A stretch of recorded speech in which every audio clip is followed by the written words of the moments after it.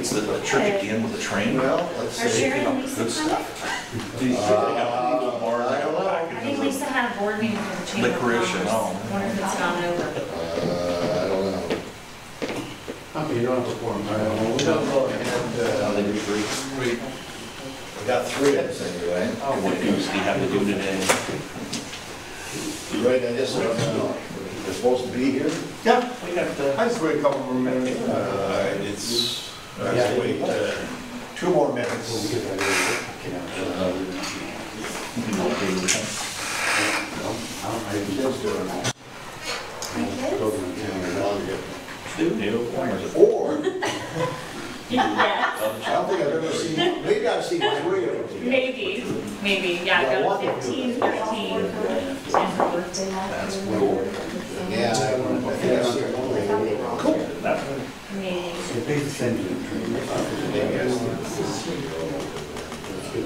Is it more local or do you have to travel a lot? Yeah. All over state? All over out of state too? Yeah, back in school. What's part of the deal? I mean, travel? Usually 5 Western. I was gonna say, I'm sure they have Yeah, all over the it's- country, so it would We be live in have to be the East Orangevale, Coast to but do it. our, Well, the district, the boundaries are very strange. well, because they were, everything over, Wilson. They started trying to enforce on You're just not a low-key person.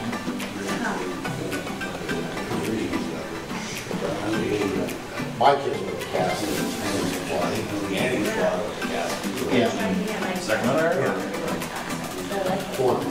Right. Oh, really? Like construct, I mean, see, and Well, you go on. what don't you do is the question, well, just write that down.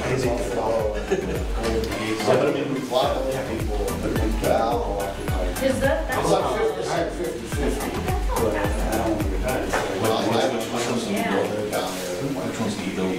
What it was, we're all their friends. Is it, what's in the story there? Fine. And most of them One's a block building. Yeah, cast and stuff. They're all. yeah, that was that. Yeah, yeah. Yeah, All right, I'm gonna go ahead and, when you're ready.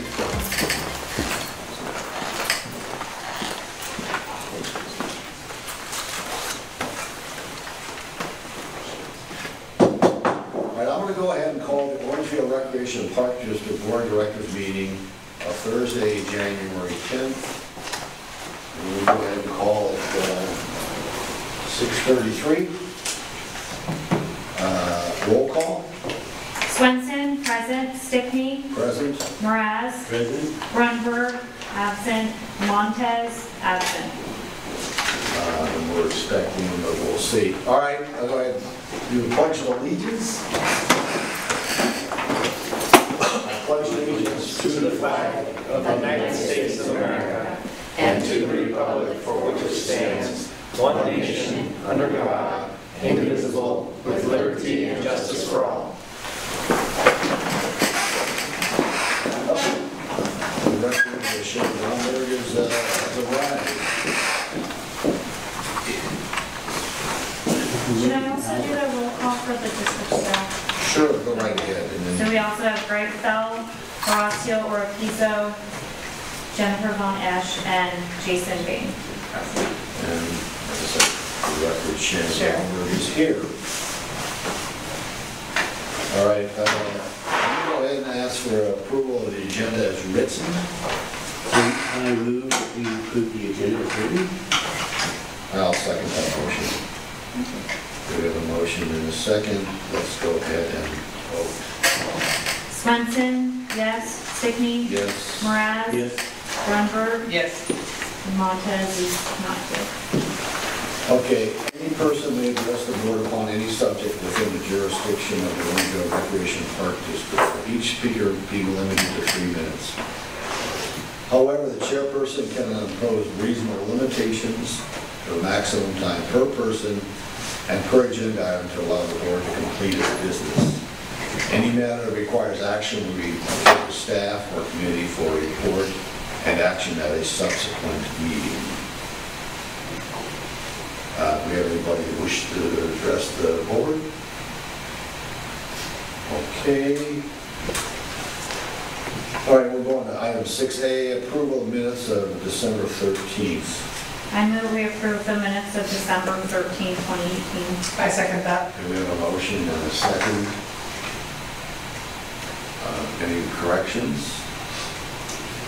Okay, then we'll go ahead and vote. Stickney? Yes. Mraz? Grunberg? Yes. Montez is absent, and Swenson, yes. Okay, consent item, or correspondence, excuse me. Attorney's billing. Move that we approve attorney's billing as presented. I'll second. Have a motion and a second. Good job, Greg, keeping it down. For now. Well, For now. one day at a time. Yeah. Okay, we have a motion and a second. All right. Got an individual vote on this one. For mine. Mraz? Yes. Grunberg? Yes. Montez, not here. Swenson, yes. Stickney? Yes. Okay, 7B, letter from the county of Sacramento. Yeah, they're just thanking us for the use of the building for the election. And this year, there was a little additional time that they needed because it was a different type of ballot drop-off. And but it worked out, I think, really well, and they were happy with it. Yeah, I thought it was actually pretty good because you could come in any of those days and actually vote and or just drop it off. And I guess the numbers were actually higher too. So it was, My understanding that's going to be the norm from now on. Some minor adjustment. yeah, I think the Sacramento was there were like 6 or 7 counties tried it out. Right. I came that night and it was hopping. It was great. I came early, but I've heard there was complaints about long lines. There was a long line. But you got the ballot.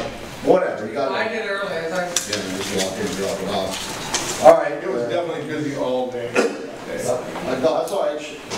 Lisa has arrived. That's good. We're glad to have you. Thank you, I apologize. Took the time about 6:38. Yeah, 6:38, Lisa has arrived.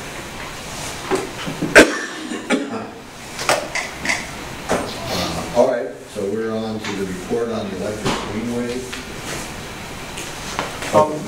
Activity report first. Oh, excuse me, you're right. Yeah. So just a couple of things to highlight. We've already talked that several of us went out to tour the fire station. We'll talk about that in just a minute. We had an opportunity to go to the FEC Police Department office and have a yearly meeting, which was really good. All the park districts, I don't know if all of them were in attendance, but I think most of them were in attendance. And we got to talk to several members of the staff, and I thought it was really well worth it because Horacio and I had a chance to both go, and I think some different challenges were expressed, and they also expressed how their agency has been growing and what they've been doing. And overall, I thought it was just a really rewarding meeting, and I think opened up even greater dialogue between Horacio, myself, and their staff. So it was very good. I'm glad they held it. And we've been working on our conversion to LED lighting in most of our facility now, and we still have a proposal that's going to come before the board in probably in the next month to do the remainder of what we haven't done. But we also had an energy audit from the state of California, which doesn't happen too often. They only audit a certain number of buildings and I can't remember the number he said, but it was a lot. It was 56,000 buildings or something like that. And they audit a certain percentage every year, and this was our year to be audited, so they came through and did that. And then we'll talk a little more about the electric greenway. We had some meetings leading up to community meeting that just was held on Tuesday night. That was excellent, and we'll talk a little more about that later. Anything that you'd like to highlight on the rec side? And December was kind of a slow month, and we had our tree lighting, which we had, it was a pretty good turnout for that. I only got to see behind the stage most of the How did the sound system working okay? I know we've had it past. It actually, I noticed it was a big improvement over the past few years. It was great. We could hear you, Yeah. which was great. I was really impressed myself, and do you think that it had a little bit to do with that amp replacement? It's hard for me to say because I hear one thing when I'm back there. I know Doug and I did a lot of just tweaking here and there and doing that. And the amp could have helped out a little bit in that. I don't know. Because it was pretty much the equivalent of what we had before. Yeah. But it's new, so I mean, there was. I think really the amp, and I think that the new sound pads that are at, Walls may have helped a little so I bit. think helps. I know that, I felt like you could hear the performers much better. It was clear. Yeah, it was more clear, yeah. It was kind of interesting, so I was happy about that. That's always one of the things that we stress a little bit over that, leading up to that, just because you really want it to portray in that auditorium gymnasium atmosphere. It's pretty It's hard. hard. We set it up while we're trying to tweak it out all day, and we're hearing it in an empty room. And we don't get to really test it when it's full and all the noise Right. coming around too, so that's the Yeah. hardest. Yeah, I like the Bob's house as being the back. Yes, that was Giving it the awesome. front floor. Yeah. Actually, went really good. Love that. Great. Forgot to come in here, look at all the craft stuff. It was good. Yeah, it was. Oh, we painted some rocks. I mean, you didn't see Santa with it? We had, He we was in had the other pictures room. with Santa and, so there was some good responses. Anyway, it seems like the crowd was pretty much normal. It was very crowded. Yeah. I thought there was more. It felt to me like there was more. In fact, I actually stepped outside because we were so crowded. Huh. Because Oh, it was less. Maybe I left early. I did leave her, but I got here early so we could park in the spot. Yeah, that was me too. And then, it seemed like the tree looked everything pretty flowed good. well and the staff did an amazing job. It is one of our bigger events, Yeah. so. Chelsea, do you have anything you want to One of highlight? our bigger events, so you can vote best of all. There you go. There you go. That's right. We had polar bear plunge. I was sick for it. I missed it. That's next month. All right, anything else? Chelsea, do you want to? I just want to highlight that the concrete from the basketball court leftovers are gone from Pecan, and all the concrete that was down here in our yard is also gone. So we're in the process of cleaning up some of the stuff that has been, just accumulating a little bit, and also want to compliment the guys on their quick response to either crates backing up or limbs down or things that a little bit of a hazard for the public. So they responded quick. What did you get damaged too much in that wind? No, we only lost one tree and several branches, but not ran to the tree. So we were pretty fortunate. It was pretty windy. Yeah, it was. For one night, it was really windy. So, and then also a neighbor's tree here across the baseball field, but the staff went ahead and removed it within a half an hour. So Wow. didn't even notice. So it was on our side, but we took care of it. It wasn't too light of a tree, so we took care of it right away. Awesome. Please let them know that we appreciate their hard work. We know that sometimes they're out in there in those weather conditions. All right. We appreciate it. All right. And that's it. You see the reptile show's coming up that's on a Saturday.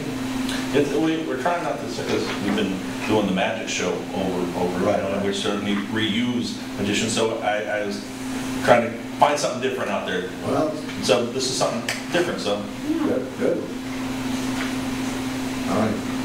Katie will be here, I won't be here. Don't like the critters? If it's whether slimes or crawls, I'm not a fan. Unless it's a crawling baby, then that's different. My granddaughter will enjoy it.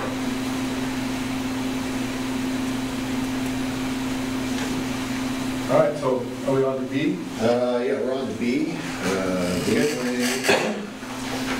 All right, this is give you a little update on the Electric Greenway Trail project. We were explaining this a little bit earlier. The Electric Greenway Trail project has been going on for some time. As you know, the board has been a real proponent of trails throughout the community, both within our parks, but also on a regional basis. And I think that Sharon and Manny were kind of the authors of our first trail plan way back early 2000 or something, right, you know, in that 1999. 1999. And since then, we've been attending regional trail meetings, and there's been an effort throughout the entire community to try to bring some of these trails together and link them and fill in the gaps. And there was a period of time that it just seemed like we were talking a lot, but not a lot was getting done. And probably in the last 5 years, there's been several projects that have gone on throughout Sacramento County and also in Placer County that are starting to fill in some of these trails. And one of these trails, when the city of Citrus Heights became a city and then they did their trails master plan, was this was one section of that plan. And it goes from the Sunrise Marketplace to Wachtel. And it's really a nice finger. It goes under the electrical corridor, as you know. And now we are into it. They applied for a grant. We, along with Sunrise Recreation and Park District and the City of Citrus Heights, are the three main partners, along with SMUD and the County of Sacramento are kind of ancillary partners because they own some of the property, and they also, obviously, this is under the SMUD power line corridor. So we, I'm not sure exactly how many years ago, but I think probably 2-ish years ago, the City of Citrus Heights was awarded a $7 million grant to move this forward. And so it's just super exciting to the whole community. And so now we're at a point where we have hired the consultant. The consultant has made the plans, and we're starting now to develop the actual design criteria of the trail. But concurrent with that is the public outreach portion. And so on Tuesday night was our first public outreach, and I thought it was very well attended. We had a booth, Sunrise had a booth, the City of Citrus Heights had a booth, the Sheriff's Department had a booth, and they went over all of the different areas of the trail, answered hundreds of questions. It was, I think, very well attended. And now we are going back and taking all of those comments and putting it into the design standards that we are bringing forth. So it's a really exciting project. I thought that the community was excellent, had some excellent comments and questions. And the meeting, I thought, went really well. So it was a great start. I think that several of you attended, and it was, I don't know what you guys thought of it, but I thought it was very productive. It was a lot more people I expected. I expected like 8 or 10 officials there, and maybe 20 people, but I would say it was probably twice that big. No, when you look There at was all a the lot people, more people from that. yeah, when you look at all the homes that are along that pathway, pretty much every homeowner that is affected by it was there. Some with some pointed comments about history. But yeah, that trail segment was on my radar back in 1999. It's going to be a hard infill. That's awesome. Well, no, those easements existed. Yeah, those existed. Those easements were there, and some people were encroaching on them. But, they were trail easements. Some of the ones, I think on all of mine, were actually listed as a trail easement. Not a power line easement, a trail easement. It would be nice to see it come to fruition. Yes. What's the time frame? Are we going to two meetings? this year? Or? Yeah, this year, and then we're working on the design standards, which will be presented, I believe, either at the next community meeting or the following one, maybe not till the third one. And then once all of that is done, I think they're looking at about 1.5 years before the trail would get started as far as the construction goes. So probably 2 years before completion? Maybe? Oh, I think a little longer than that. It's going to take them a while to do. I think it's maybe, I should have had this in front of me, but I think it's maybe 2022 when it will, be completely done. That's not a long time. No, that's faster than the 20 years I had that on my radar. Yeah. And I remember Sharon walking downtown with her file cabinet on wheels, going from one agency to another, and meeting you at the Capitol Mall, walking to the county building and with your file cabinet. Well, so I just went through my files for the trail before I went to the meeting to see that I had stuff. And I read an article by Jim Duncan or somebody in the Orangevale View back then that told the story of me circling this room with my son in a stroller to present the trail plan. I remember that. Also, I used my limited listening as a government person to make contact. It was mutual, actually. We ran into each other. The SMUD government representative was there, and he introduced himself to me, and so we made contact and talked about that, and I explained the SMUD 69K alignment at Woodbridge, and he's very much interested in getting to look at it now to formulate some kind of plan. He doesn't want to wait. He would like to go forward. I have his card at home. I'll bring that and give it to you, and I'll share it with Sharon as well, and Lisa. But it was, he wants to discuss that. He's very interested, and he wants to start looking for money. And he's using it as a SMUD access route underneath power lines to get one place to another, which would work as a trail. And that was really positive. It came out of that meeting. There was, when I talked to the landscape architects, they said they were going to hopefully break ground in early 21 and be finished hopefully by the end of 22 if there were no environmental obstacles, which they didn't see as being, because most of it's already developed or listed for trails, so they didn't see any tie up there. And one of the architects that I was talking to said he'd already answered questions to about 100 plus people, and that was early into the program. So that room was full the whole time I was there, and the park staff, our park staff, is really answering a lot of questions. I was really proud to see everybody just engage people, and you have a question, and all of a sudden it was like, yes, there was nobody turned away. People had good questions, and I was really surprised, by our response to them. It was really neat to see. I mean, it was boom, answering questions. They didn't go away upset or anything. They felt positive. So that's something. Anyway. How's it going on the property purchases? Still ongoing?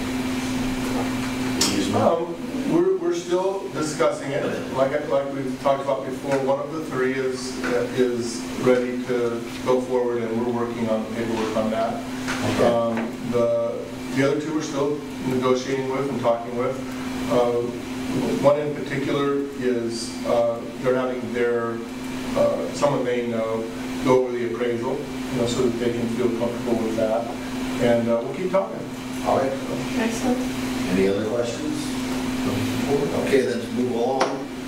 11C, Hazel Avenue Sidewalk Project update. Okay, the Hazel Avenue Sidewalk Project, as you know, goes from Central to Elm, and it's several enhancements, and they are also putting in a bus stop on our property right across the street, and there's a pedestrian crosswalk between that bus stop, in essence, and the bus stop across the street. And then they're doing some improvements, especially at the Elm intersection, and some sidewalk improvements along the way. The board instructed me at our last meeting, we discussed this briefly, and the board instructed me to send a letter to Supervisor Frost requesting that the county more fully consider the sidewalk along our property line from where our sidewalk ends to the Regency Baptist Church property line. And I met with Supervisor Frost, and we went out and looked at the site. She took some pictures and then went back to her staff and talked with them. I also talked with their staff, and in my letter I had outlined what I thought it might cost for the sidewalk at about $15 a square foot. And it was kind of humorous, my conversation with the county, because they said that their costs were more in the range of $350 a square foot. What? And so that's for, you know, that's for all the planning and engineering and work that goes into what it might be. And so I was slightly off. but you know, that's okay. I mean, the important thing is that they started thinking about it and maybe thinking of a way that there could be a more safe alternative, even if it's not a full sidewalk, you know, a full concrete sidewalk. So their staff is working on that now and talking about it. My understanding is that at Supervisor Frost's meeting the other night, they talked about it briefly, and I've been in email correspondence with her, and they're going to talk to me further about what they hope will be a little better or a little more satisfactory path of travel. So we'll see what happens, and I'll probably have an answer for you by our next meeting. I was watching the news last 2 nights ago, and they were talking about Elk Grove, about the same sort of problems where their kids are having to leave the local high school and then end up walking on dirt on Grand Line or whatever, wherever the street was. They're talking about putting in sidewalks there, so I think it's... Yeah. Well, I'm glad you did the letter and it opened up the conversation. So. Me too. Yeah. Especially when we thought maybe we were a little late getting... Yeah, we thought we were late, but at least the conversation is going. Yeah, and I've got to tell you, Supervisor Frost is always a delight to work with. I mean, at least she was so responsive, you know, came out and walked around with me, and I always really enjoy working with her. I'm sure their engineering costs, a lot of it's already been done. Yeah, for a good part of it. I think that there are a few unique things from where our sidewalk ends to the Baptist Church, is what I've heard, and so we'll see. I'll report back next month. Excuse me, can they consider the Cicino Library property as maybe the funding goes to the library, if there is a fund, for them to pay the sidewalk in front of that so-called property for the library? We did talk about it in the sense of that it is a property that we're holding, you know, and have a contract with the county to kind of hold for a potential library. So that was part of our discussion, whether there's any associated funds. I'm not They can sure. defer the cost of the library. Yeah. So, yeah. All right, so we'll move along. Number 12, unfinished business. I don't think we have any, so then we'll go to 13, new business. We have a presentation. Yeah, and so I have just a little history on this.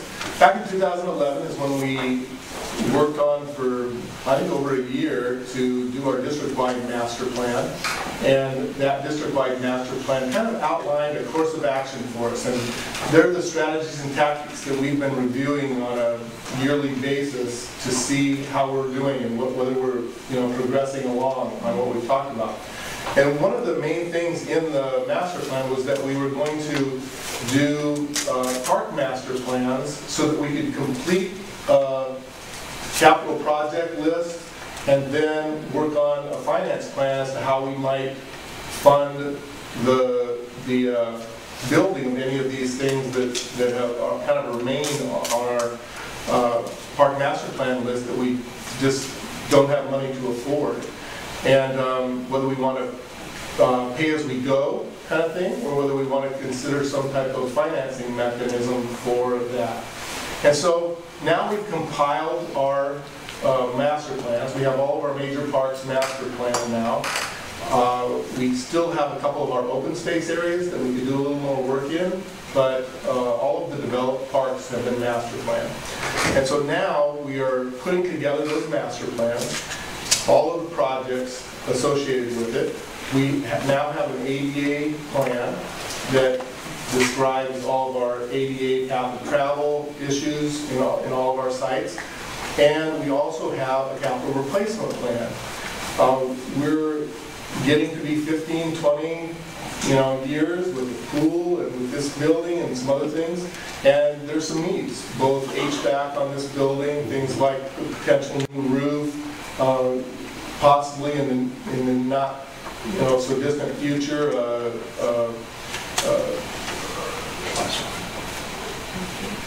plaster, but it's, granite plaster, coating for the pool. Some pretty major costs. And so we also have undeveloped parkland that we purchased next door to us, and otherwise that we really haven't been able to come up with a large sum of money that it takes to even do the infrastructure. Just the infrastructure on the, bringing sewer, water, all of that kind of stuff over here to next door is probably upwards of $1 million when, maybe closer to 2 when you talk about the grading and different things like that. So in relation to that, we are now completing that, and so what the board has requested of me when we finish these plans was to start looking at our financing options for the future. And so we are to that point now, and so I have had the pleasure of talking with John Isom, who is here tonight.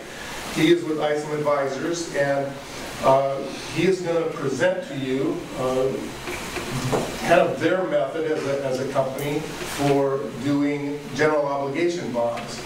And for us, with the assessment district's money really not as a possible option due to Prop 218 and just the difficulty of doing those now, the general obligation bonds is a great avenue for us to consider. And so I've invited John here, and John's going to take us through some slides. Welcome. Thank you. And I'll turn the time over to you. Thank you for your Great. Well, it's a pleasure to be here. I've been in the car for a little bit. I'll be in the car a little bit longer, so I'm going to stand if that's okay with you guys. So we've got a presentation that I'm going to, I guess, hit the power button or if we get that thing teed up. But real quick, as it's loading, just a brief introduction. So as Greg mentioned, I work for a firm we're called Isom Advisors, and we're financial advisors to municipalities. And what financial advisors do for municipalities is take what they have as their financing needs. Sometimes it's operational, oftentimes it's capital, and we say, hey, this is how you can get the money. And oftentimes it involves going to the voters, oftentimes it involves going to the capital markets and getting investors to buy bonds on your behalf. But ultimately our job is to help the district figure out, hey, how do I go from I have significant needs to getting money in the bank? And it's interesting, my kid, I have 4 kids, and their friends, what does your dad do, And they always kind of struggle to explain what I do, because it's not one of those things as a child you grow up want to be a firefighter or a policeman or an architect or a financial advisor to municipalities. It doesn't quite fit into an easy box. So I'm going to take you through this presentation real quick. And I've got a little more introduction on us as a firm, and then some specific information on you as a district, and ultimately here to answer any questions that you guys may have. So the next slide here just gives you a little bit about us. So we've been around since 2010. I myself have been doing this for the last 20 years, and we're the leading municipal advisor throughout California. One thing that makes us unique is we're what we consider full service. So kind of soup to nuts, A to Z, again from, hey, I need money, to money in the bank. We assist municipalities every step of the way. Since 2011, we've been the leading financial advisor to school districts. That's who the lion's share of borrowers are in the state of California. I'm sure you get some counties and you get some healthcare districts, but it's the school districts that have the most significant need, and that's where a lot of our experience lies. Combining 100 years experience with the folks that have been doing it. And some of the more relevant recent ones, Fair Oaks, RPD just passed their successful bond measure in November. We worked with the Coalinga Huron Rec Park District back in 2016, and we're the municipal advisor to San Juan Unified. Next slide. A lot of information, probably too much information, but the punchline's really in the bullet there. So in 2018, we helped 57 different municipalities implement new bond programs. There's almost half of all those in the state of California. Almost all school districts, as you can see, with the notable exception of Fair Oaks Rec and Park District. Don't expect you to necessarily know each of those different school districts, but you certainly know the different counties. And you can see from the Mexican border down in Imperial and San Diego, all the way up to Shasta and Humboldt County. We've been successful in Del Norte and Siskiyou to get to the Oregon border, and everywhere in between. So the good news for municipalities is, for the right program at the right time, communities are willing to support you. And that's been my experience recently in 2018. If you go to the next slide. Much of the same in 2016.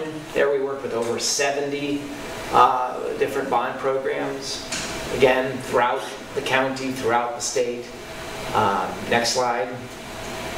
Now it's interesting to give you an idea on some of the state statistics. Not a lot of rec and park districts have gone out. And part of that, I think, is a function of Prop 13. When you think of Prop 13 back in the late 70s, 1978, prior to that, you guys would submit a bill and the tax collector would go raise whatever taxes that you guys needed to raise in order to make capital improvements. And subsequent to that, the law, Prop 13, essentially took I guess we could say the power, but the ability for you to levy a tax out of the board's hands and into the voters' hands. It didn't eliminate property taxes as a source of funding to make capital improvements, but it took, again, that power away from you guys being able to mandate a tax and saying, all right, let's put it in the voters' hands. And if the voters want to support you, great, vote yes. If they don't, then vote no. Yes, right, please. So most of your bonds have been school bonds, very few, a limited number of park and rec bonds. Yeah, there's not a lot, like you can see on the set, yes. To answer your question, yes. The majority of our work is school bonds, college bonds, hospital bonds, and increasingly now, rec and park bonds. So like in 2016, for example, there were only 2 in the state. We worked with one of them, and Hayward was the other. Last year, I think there was only 2 in the state, and we worked with one of them. And what was the amount of Fair Oaks' bond? Their total bond, I want to say 39 million. Okay. I think so, 39 million. So what do you guys consider the special district? Oh, a special district is a rec and park district. It's a healthcare district. It's a community services district. Okay. Anything that's not part of that other group tends to fall into the special tax group. So the challenge for municipalities like yours is that 2/3, supermajority, is your requirement.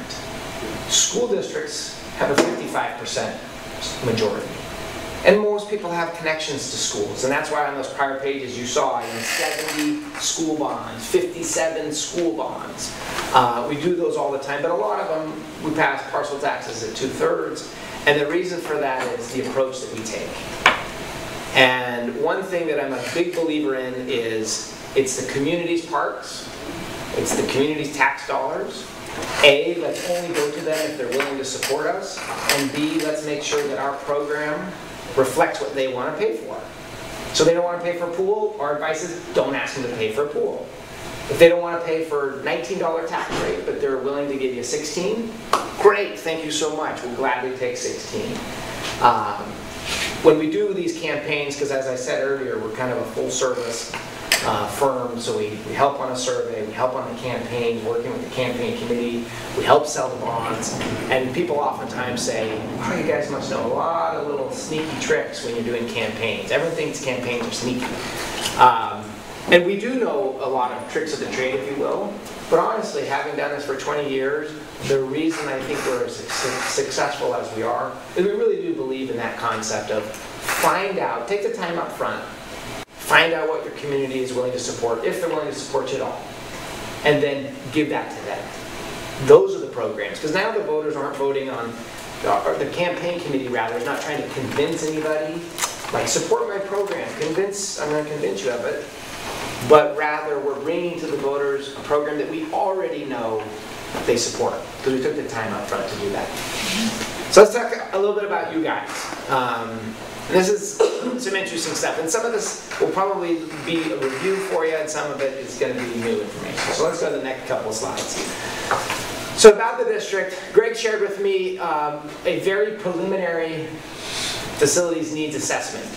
And this is data based off of January 7, 2019, as noted in the upper right-hand corner. And it shows you each of the parks. A couple of parks on this slide, and the next slide will be the others. Don't intend to go through this with a fine-tooth comb, but these are kind of some basic upgrades, renovations, modernizations, some new construction certainly, but a lot of it is, hey, it's time. You know, our facilities need to be improved, they need to be renovated. And you can see, you know, the totals and the subtotals on the far right. On the next slide, you see the other different parks and their respective totals and needs, etc. So you get an idea at Community Center Park, the different costs, Sundance and Corridor, and then the Orangevale Community Park. Bottom right corner, this is kind of a starting point, right? The $13.8 million. And so the question is, if the district had $13.8 million or some number similar to that, those are the kinds of improvements that can be achieved. All right, so we have a pretty good idea of what our needs are, the types of projects, and how much. How do you go about financing that? Next slide. Okay, so the way bonds work is fairly simple. Even though they call it high finance, I think it's pretty simple when you break it down. Every municipality has what's called assessed value. It's the tax base. It's all taxable property within your boundaries. And in Orangevale Rec Park District in 2018-19, look at that center column, your total assessed value is $3.42 billion. That just means that every time the county levies a tax, or 1%, and all these other little assessments, they're levying it off of a $3.42 billion tax base. The good news for you is that you guys have grown, and you've had some good growth over the years. And the reason that's good news is because a growing tax base can generate more in bond proceeds than a stagnant tax base. You know, unlike a home mortgage, you know, you borrow for 30 years, and even though you think, hey, my salary is going to go up over time, can't we have the mortgage payments go up with me? We don't get that luxury in a mortgage. But here we can. We can say, you know, our tax base is going to go up over time, so I'm going to assume I'm going to get more tax revenues next year than I have this year, and even more 2 years from now. Just like you see here, from 2003, when you were a little $1.8 billion tax base, to now the robust $3.4 billion. So that's significant to have both growth and a significant base by which you can generate proceeds. Off to the right with just some commentary about the political level of support in the community. Both of the San Juan Unified Bonds had support in the district in 2012 and 2016. Next slide. So you take your tax base, $3.4 billion, and you apply a tax rate to that. And the tax rate is an estimate to the voters, and the voters are assuming, all right, I'm going to pay about $9 or $12 or $15 or $19. And when the tax collector levies a $9 or $19 tax rate, they collect taxes. And every year they collect those taxes, and it's that stream of revenues that allows a district to generate a bond. Greg pointed out, hey, an option is pay as you go. You know, maybe you get $20,000, $30,000, $100,000 a year, $200,000 a year, and you can nibble at different projects. But the reason that municipalities use a bond is like a home mortgage, or a home loan rather, you're able to get everything at once, and then you repay that over time. So bonds are very similar to a home mortgage in that respect. So in this instance, let's take the top line. If we had a $9 tax rate approved by voters, $9 per 100,000 of assessed value. And what that simply means is that because everyone's home is assessed, or everyone's property is assessed at a different value, we just have to have some benchmark. We can't just say it's just $9 period. So it's $9 per 100,000 of assessed value. So if I own a brand new big old mansion, lots of land at $1 million, I'm paying a lot of taxes already, but my tax in that scenario would be $90 per year. Okay? If I have a little $50,000 home that my grandma's been living in forever, and it's assessed again at $50,000, I'm paying $4.50 a year. So it's based on that per $100,000 rate. So $9 generates, if you look to the far right side, about $9.9 million in total proceeds. $12 gets us close to $13 million. $15 per 100,000 gets us 16. What if you wanted all the money up front? You know, all right, let's throw out a $19 number. You get 17.5 million. Probably more than you need, but again, those figures from the earlier slides, they're not bid out. You know, they're not going to be exact. So you probably want to put in some type of cushion, either a construction cost escalation or just, you know, simply inflationary assumptions. So you might ask the question, well, why don't we get all the money up front in some of those other scenarios? Anytime you sell bonds, you have 3 years to spend the proceeds. So the IRS isn't in the business of letting you just sit on the money for 4, 5, 6 years. And I go, oh, well, I'll get to the rest of those projects when I can manage it. A lot of rec and park districts, similar to school districts, you can't just immediately wipe out every single, you know, park that you got. So they do it in phases. And so oftentimes you'll see multiple series, as you see here, series A, B, and C. But the point is there's complete flexibility. You can pick any one of those tax rates or pick a different tax rate. It could be $13, it could be $12, $29, it could be any figure. And you also have some flexibility as to when you get those proceeds. Ultimately, you want to match up the construction needs of the district, the timing by which you can complete those projects, and match it up with your proceeds. What I really like about this is those are very modest tax rates. The San Juan bonds were $60 per 100,000, right? We're talking $9 or $12. Fair Oaks, you'd ask, Fair Oaks tax rate was 19, okay? Coalinga Huron, actually, ironically, was 19. And I'll explain a little bit about why. Yes? A previous page showed what was the total amount?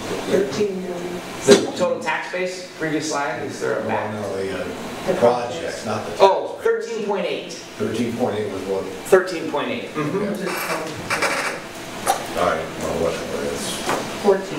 Yeah, call it 14, plus someone's going to say, well, there's going to be inflation. I mean, there's going to be some figure. All right, yeah, I just want to refresh my memory. You bet. So what's interesting, so when we talk about, let's go to the next slide here. Actually, let's get to the next slide after the proceeds, unless anyone has any questions on how the tax rate works. Any questions here? Okay. So voter demographics. This would be a vote. And here's some interesting information about your district. You know, about 20,000 voters total, 43% Republican. You can see the other categories, others and Democrats. 2/3 vote by mail. It's even a much bigger percentage on a low turnout election, by the way. It's older, okay? 47% of the voters are 55 and older.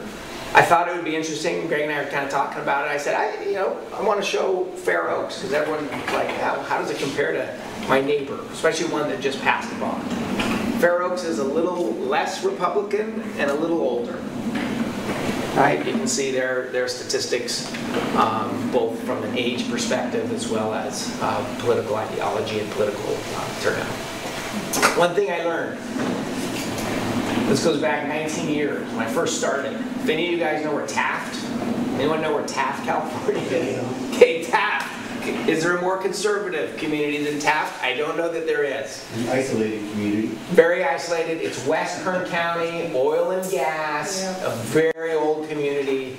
And I remember it was a school bond, and this was the 2/3 world. And I thought, oh, this is going to be so hard. It's like 60% Republican, very old retiree community. Put out a bond, spent the time to figure out what the community was willing to support, and they got 82%. And at that point in time, it was kind of an epiphany. I said, okay, this isn't about ideology, this is about community. And that community said, hey, regardless of my political ideology, my party affiliation, I support my community, I support my schools, and I'm going to vote yes on this. Regardless if they had kids or not, because most of them didn't have kids in school, obviously, with an older community, but they got 82%. That changed my thinking to basically, hey, any community can pass one of these measures, but you got to spend the time to figure out what's right for yours. Next slide. Voter turnout. So, like it says in kind of that subtitle, turnout can have a significant bearing on success. You see how different the turnout is based on the type of election. Presidential, the beauty pageant, they call it sometimes. Everybody likes to show up and vote there. We've got an 80% turnout almost. You get into some of those gubernatorial primaries like June of 14, nobody votes, 27% turnout. Why is this relevant? The reason this is relevant is because the election date that the district chooses, that the board, you guys would choose, is going to have a turnout. It's either going to be a low turnout if you picked a special election, it's going to have a really high turnout if you picked a presidential, or it'll have a middle of the road turnout if you picked the presidential primary, for example, 2020. The question that you have to ask yourself, and really the question that we help determine, is when's the best time for you? Do we need the 77% kind of a turnout in order to be successful? Do I need that, what we call low propensity voters? They only show up once every 4 years. They tend to be a little bit younger. They tend to be a little bit more Democrat. Do we need those folks to help us win? Or would we be better off not having the low propensity show up and have a turnout like June of 14, the 27%, the high propensity voters, the I never miss an election.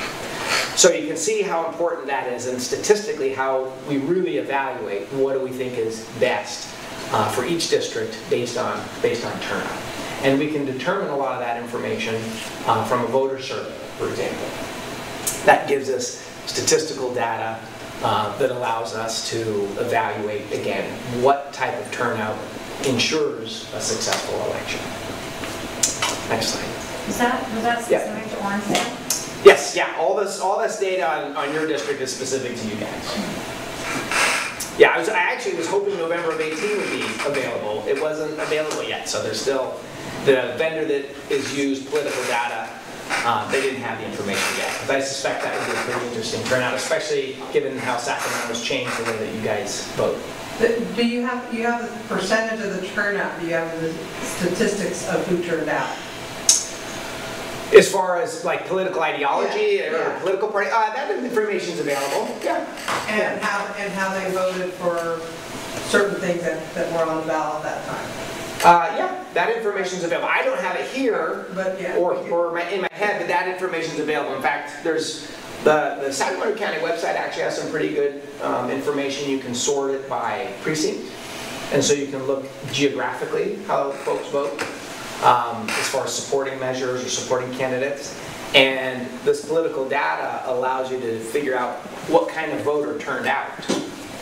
Doesn't say if they voted yes or no on a particular issue, but it'll say, let's take June of 18, right. Of the 46%, 20% of them were Republicans and 12 were Democrats. And then what was on the ballot, what passed and didn't pass, right? Exactly, yeah. So there's all these little data points. You don't know how each one voted, but yeah, that leads into the advice on when we would put this proposal out. Correct.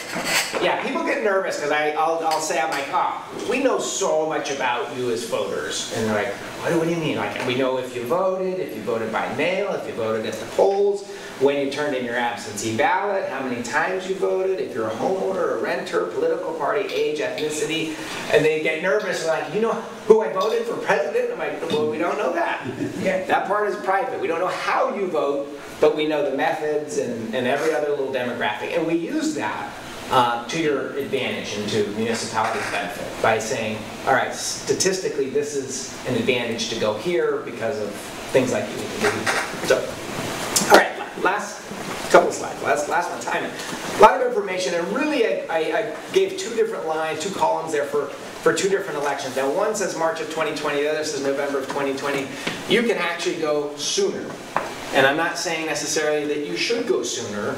I would argue that the earliest you should consider going would be November of 2019. Because why November 2019 is that really low turnout. So again, if this exercise of assessment says you should go when it's a low turnout, then the argument would be you should go in November 2019. But if it says you should have a higher turnout, then the 2020 tends to be your better options. So what do successful districts do? At least as far as our experience has been, you start off with your facilities needs assessment, which you have.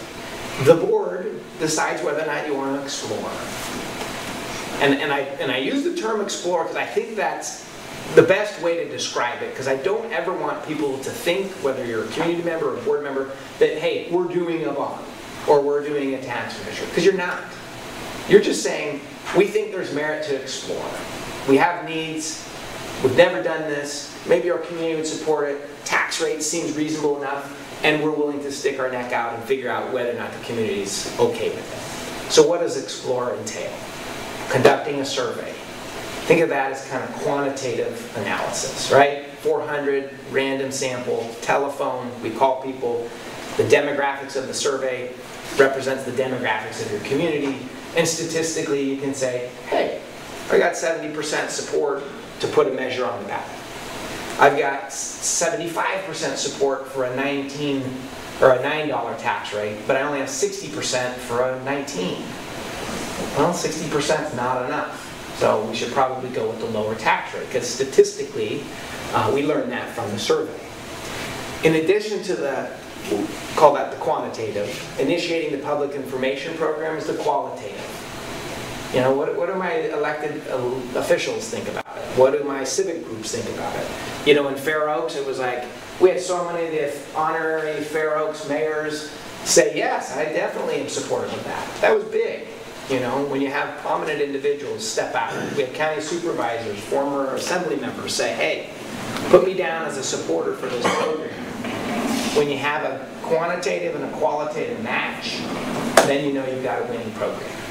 But you need to have both. You know, and that doesn't mean you have to have unanimous support among your qualitative public information program, because there's going to be people that say, nah, I don't think it's a good idea. But you can't have a survey and say, oh, look, 70% support, let's go. And then every prominent individual you talk to say, nah, I think it's a terrible idea. In fact, I would oppose it if you threw that out there. Then that survey, throw it out. But vice versa. You can't have some prominent people say, oh, it's a great idea, I'll support you, and then don't check in with the regular, everyday Joe. Find out if they're willing to support it. So you look at some of those dates, you know, board meeting says, hey, let's explore. That's in basically the next couple of months. The survey would be spring-ish, early summer. Public information, same kind of timetable. You know, obviously for November 2020, you have a little bit more time. Survey results presentation, late spring, early summer.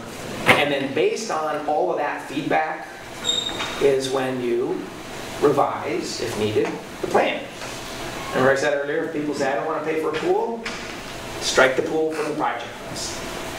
We have $13.8 million worth of need, and we need a $15 tax rate to get there. Voters say, I'm not willing to pay for $15, but I'll do 12. Okay, great. Now you as a district, as a board, have to figure out, all right, what do we cut? Because maybe they like every project, but they just don't want to pay the $15. So you use that feedback, that information to revise and then finalize your plan. Ultimately, that comes in the form of a resolution that the board approves. It's a resolution calling an election. It includes the ballot language, that's 75 words, the project list. It has what's called a tax rate statement, which is the estimate to voters of what the tax rate is estimated to be. And then ultimately, you see a couple of dates here. You know, if you were going in March, You're looking at October 2019 to take action, formal action, November 2020. You're going in June of 2020. Those would essentially be the deadlines for those respective exercises. And then the campaign's about 2 to 3 months, kind of depends on ultimately what is decided to be an effective campaign for your community. Had a district called Mountain Valley in Trinity County. We had done all this exercise and I said, you know what we're going to do for the campaign? Absolutely nothing.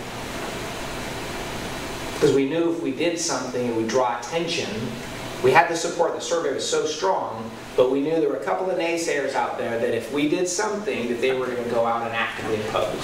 So literally they did nothing except made some phone calls, you know, Saturday, Sunday, Monday before election day to say, hey, make sure you go vote. Yes? You're sharing about the point, you're having taxes equal, a bond is equal to a tax. That's not. Yeah, you keep saying, I mean, it's a general obligation bond, and then you keep saying the tax rate of the $10 or $12. I guess I'm trying to understand how this general obligation bond gets paid. Mm-hmm. Yeah, no, great question, great question. So think of a bond as a home mortgage. It's a loan, right? Right? Bank gives you all the money up front. Mm-hmm. You make payments with your salary, right? Those are called mortgage payments.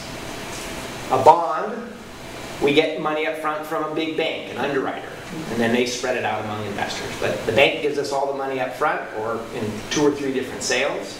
And then our mortgage payment is known as a debt service payment, and that's paid from the taxes.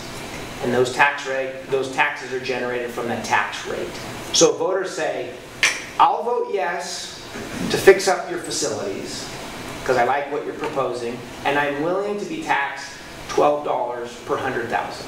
So we are increasing their property tax to pay for this. Well, they are increasing their own. I mean, it's their vote. But yes, right. That would be. So it is, okay, so that's what I didn't understand was they're approving the bond to pay extra taxes. Yes. Correct. They're approving the bond to do the projects and the associated tax rate with them. And the bond is usually 20 years. 20 years, 25 years, 30, it just depends. So we can change the amount of time. Yes, yep, we've got great flexibility in that as well. So the longer we have the bond, the more money we get, or? Yeah, the longer the term. I like the multiple, because we're not going to do it all. Well, no. Well, you said that we have to use it in 3 to 4 years, right? Right, so we need to do it in chunks.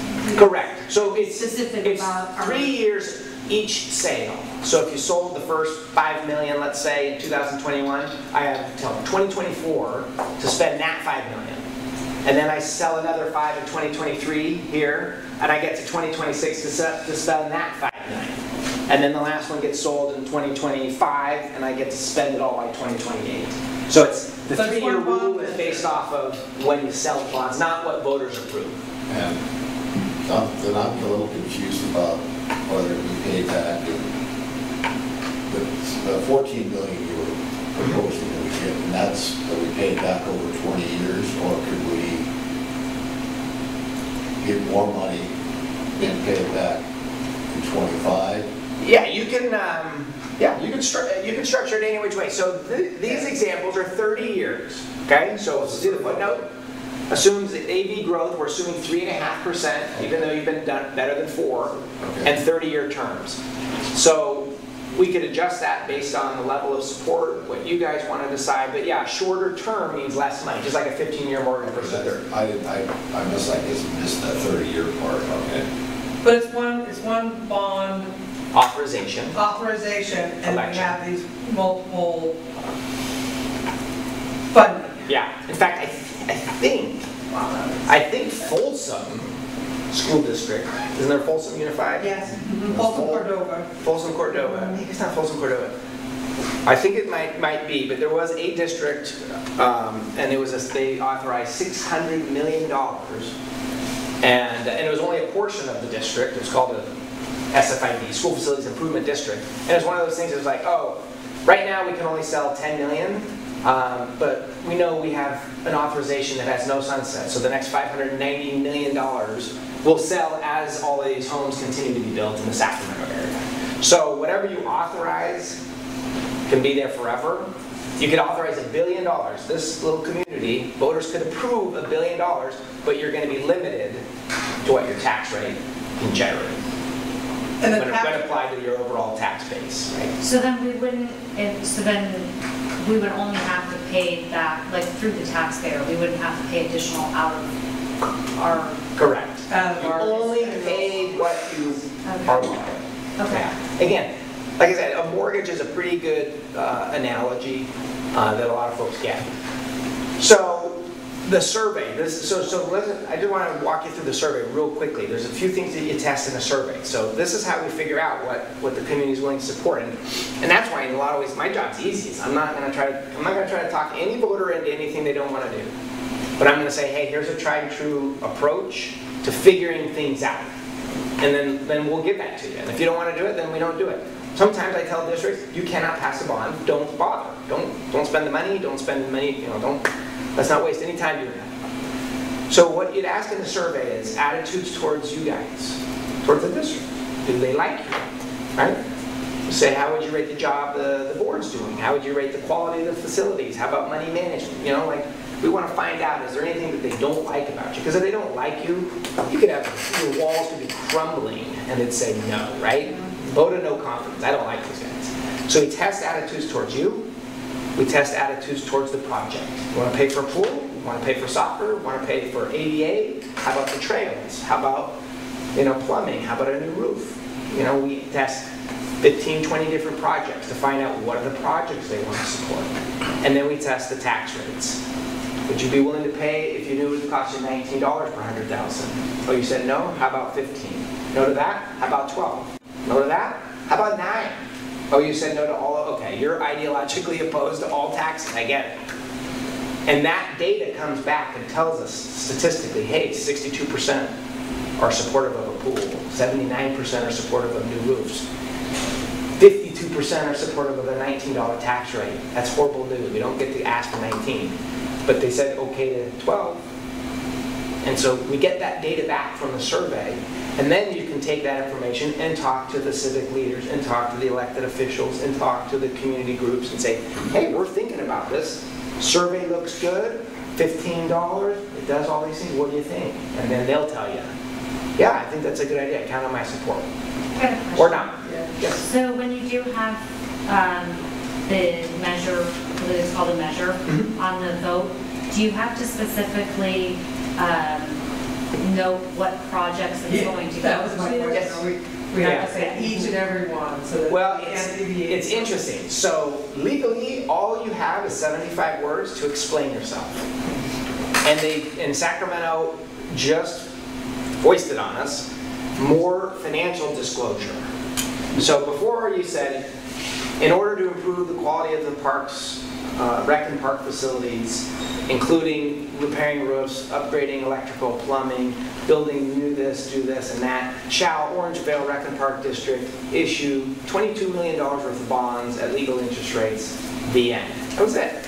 Now we have to say what the tax rate is, how much it's going to raise annually, for how many years, and the bond amount. And they didn't give us any more extra, they didn't give us no more extra words to talk about the good stuff, the facilities. So legally, we put it in the 75 words. I'm a big believer of, on the district's website, in the reso that you approve, that you actually provide a lot more detail. Because people, believe it or not, most don't care, but there are enough that do care, and with the 2/3 in your demographics, you want to be just completely buttoned up. Yes? That's why you probably list none of the costs of this incurred will go toward administration, benefits, Absolutely pensions. right. Yep. You list those will not go toward that, and that means everything else. So people are sold that, okay, this won't go to benefits or wages or No money whatever, for administrative or health salaries. benefits. It will go solely for maintenance or acquisition or improvements. And no money all money must be spent locally and cannot be taken by the state. People love that. Yeah. We all hate our money going to DC or Sacramento. We feel like we're not getting anything out of it. This is the one thing that actually, my taxes don't go very far. They stay right here locally, and I get the benefit, both in my property values improving and the quality of the parks.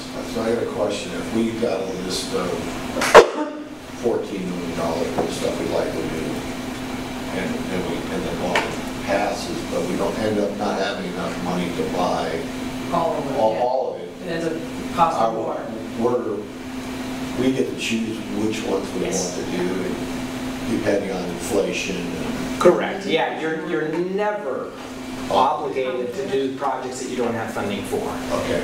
You are prohibited from doing projects that you don't disclose though. So if you never mention modernization, like something super generic, all right, you're not allowed to go in and start modernizing. All the money should have been used just for new construction or something like that. Or if you didn't mention a pool, can't do a pool, you know. But all so. that has to be in the 75 words. Well, and that's just it. In the 75 words, you get very generic in the language. It's, you know, shall the district improve, upgrade, renovate, and construct rec and park facilities, including things for athletics, senior citizens, and then you're done. So these are broad statements. Yeah. I mean, it's interestingly enough, school districts used to have the same thing, 75 words. They made it easier to pass bonds and said 55% is all you need, but then they said we're going to put in all these safeguards. $60 cap on taxes, a detailed project list. Because can you imagine LA Unified? Think of LA Unified.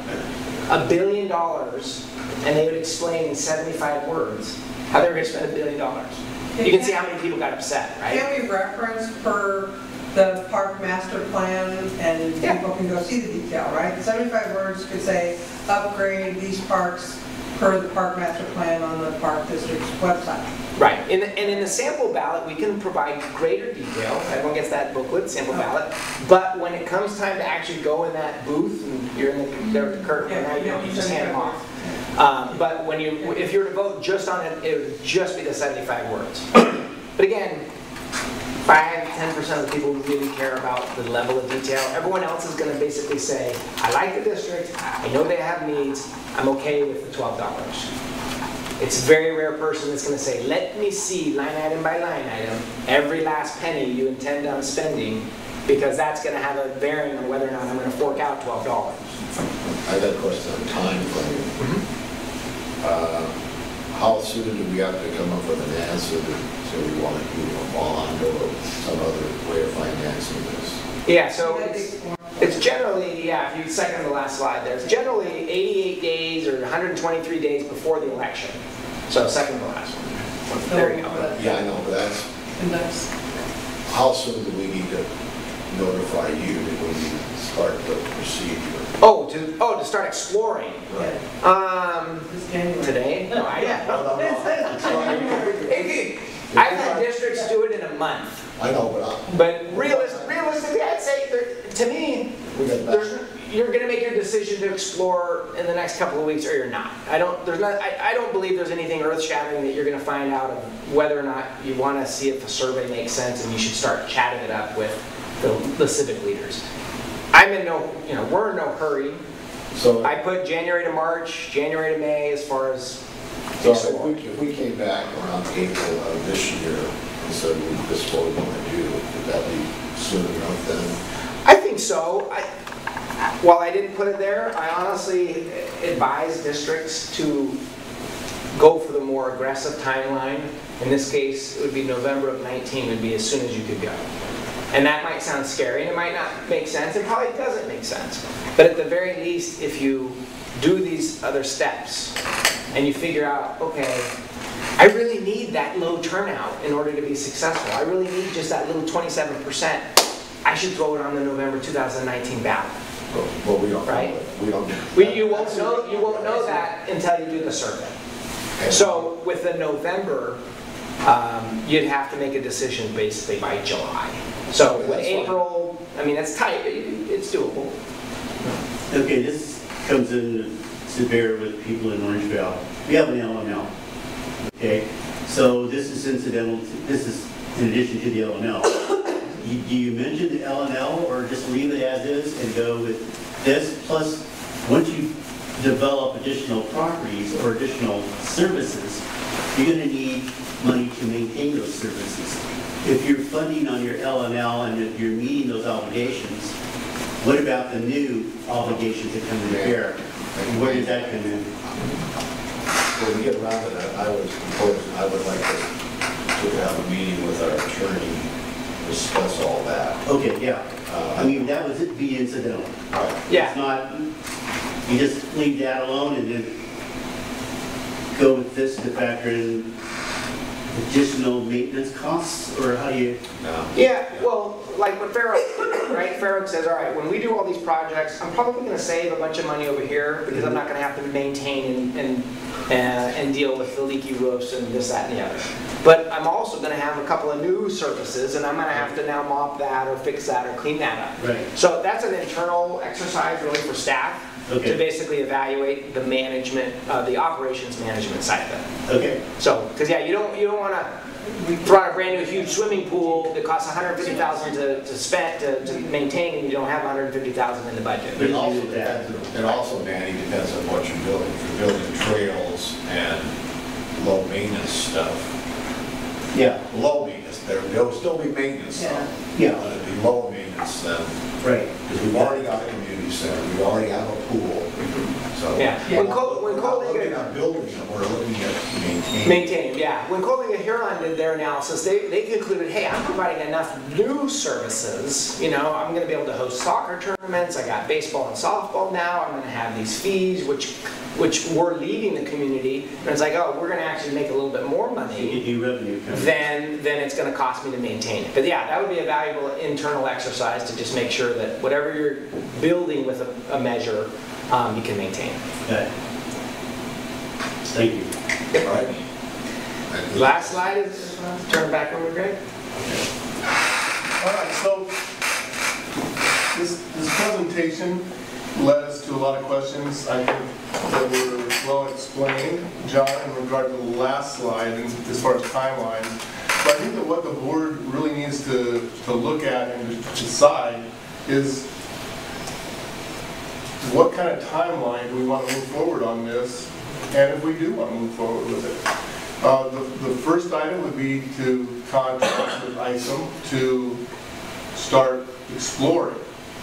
And I don't know if that's necessarily the very first thing. I think 1 and 2 are right in there together. We really need to have a workshop that talks about our master plan. I think we need to get out the original document. I think we need to look at all of the master plans that we've done. I think we need to look at the capital projects, the capital replacement, the ADA plan. And I think that we need to look at whether that draft list that that I presented to John really reflects what the board and what we really want to do. That is what the community has stated through our master plan. So now, we need to decide what is the totality of what this, community has told us through those master plans and what we want to include. Then, once that is done, then I think that we really need to go to and hire ISOM and look at the survey instrument. And John, you didn't really talk much about it. Can you give us, some kind of ballpark as to what a survey, both the instrument and then the actual execution of that survey would potentially cost the district?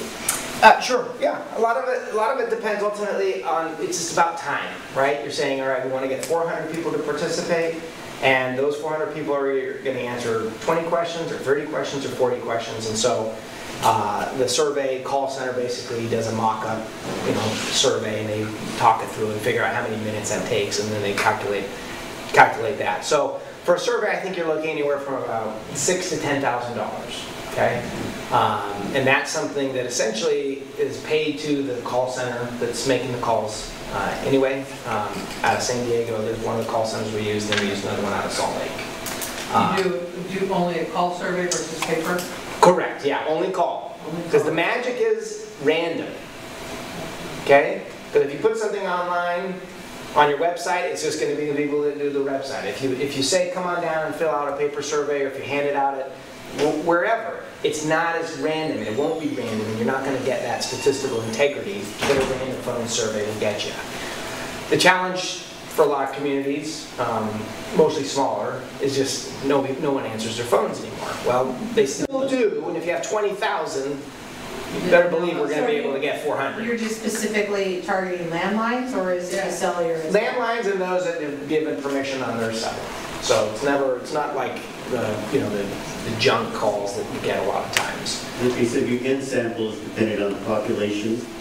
Correct. And if I have to be honest, I would say most surveys that we've done skew a little bit older, okay? Those that tend to keep the landlines, which I frankly like. You know, I mean, I didn't give you our success rate, but in 2016 we were 73 out of 74. And last year we were 53 out of 57.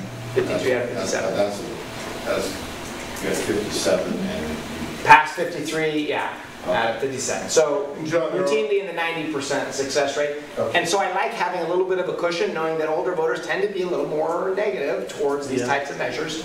But every single program we did, from Fair Oaks to San Juan to all the districts in between, every one of them we do a survey. Because it's that valuable to get that kind of data, statistical data that is different from, well, I heard this at the barbershop, and I heard this playing cards, and I heard this at my meeting, right? We all have our sphere of influence. Randomized sample, 400 out of 20,000 voters is going to give you some pretty good data. all right. So 6,000 to 10,000, again, depends on just how many questions we're asking. Okay. Thank you. And then I think that, the other thing, John, you talked about it a little bit, but once that survey information comes back, and then we really kind of initiate this public information program, there's probably some work that is done, isn't there, with kind of those community leaders and understanding what kind of support there is outside of that survey instrument? Yes, most definitely. And when does that occur? That can be concurrent with all of this. When we're talking about, going to the elected officials, the civic leaders, that sort of thing, you can do that alongside the same timetable as the survey. I kind of like the survey to go first in some respects, because then you can use, hey guys, we've done a survey and our voters are in favor of it. And see, I would have thought it would have been opposite maybe, or especially with the Orangevale, we're in unincorporated areas, so maybe the community leaders would be more apt to discuss it and encourage it, and then when the surveys come along, if it's already been a communication about it, they'd be more apt to say yes. Oh, I did hear about that, yes. But we don't want, again, we want it to be completely Blind? blind. Blind. Yeah, we want it to be completely blind. But what I was going to say, Lisa, to your point, there are certain community members that I think you'll all agree that we want to talk to first. You want to say, hey, let's give that person the courtesy of letting them know what we're doing, as opposed to letting them learn about it from some survey. So I do think there are certain key individuals that you want to just chat to and just let them say, hey, just so you know, just like you guys would all be upset if Greg did a survey and none of you knew about it, right? Like, I got a phone call from someone in Salt Lake City asking me a question, right? You want that courtesy to say, hey guys, heads up, we're doing a survey.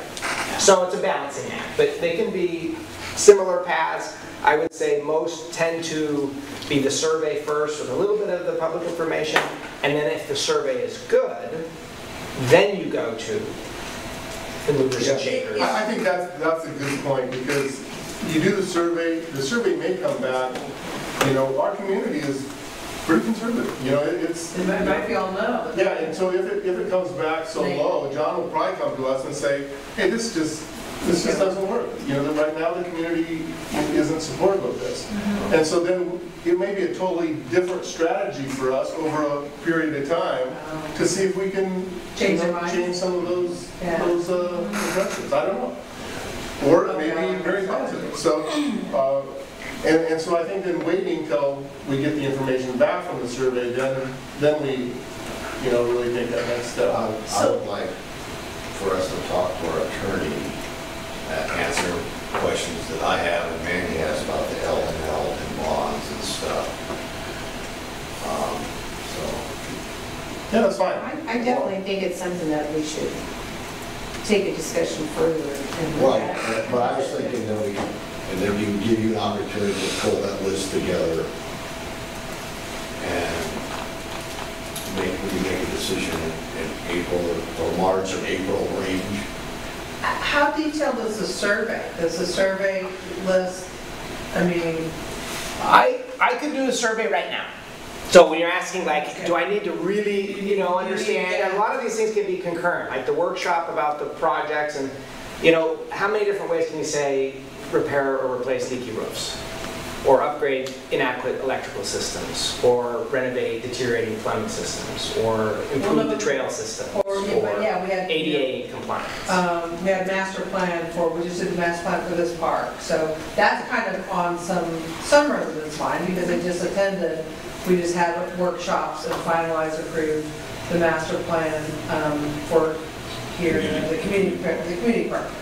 But Common Park, those haven't been, you know, they were longer ago. But if your survey is saying, you know, we're going to, I guess I'd be curious what the survey is asking them. Mm-hmm. Like I said, it would reflect very closely those projects that you saw earlier on the 2 pages, but we'll have to switch them into 15 or 16 projects. But again, it's not saying $1.2 million for new restrooms. It was splash pad. Upgrade restrooms, you know, repave our parking lots, things of that nature. I mean, it's quite general. And the reason for that is if you think of presidential elections, you know, let's go back to Trump, Clinton, or let's even go further back to like Obama, Romney.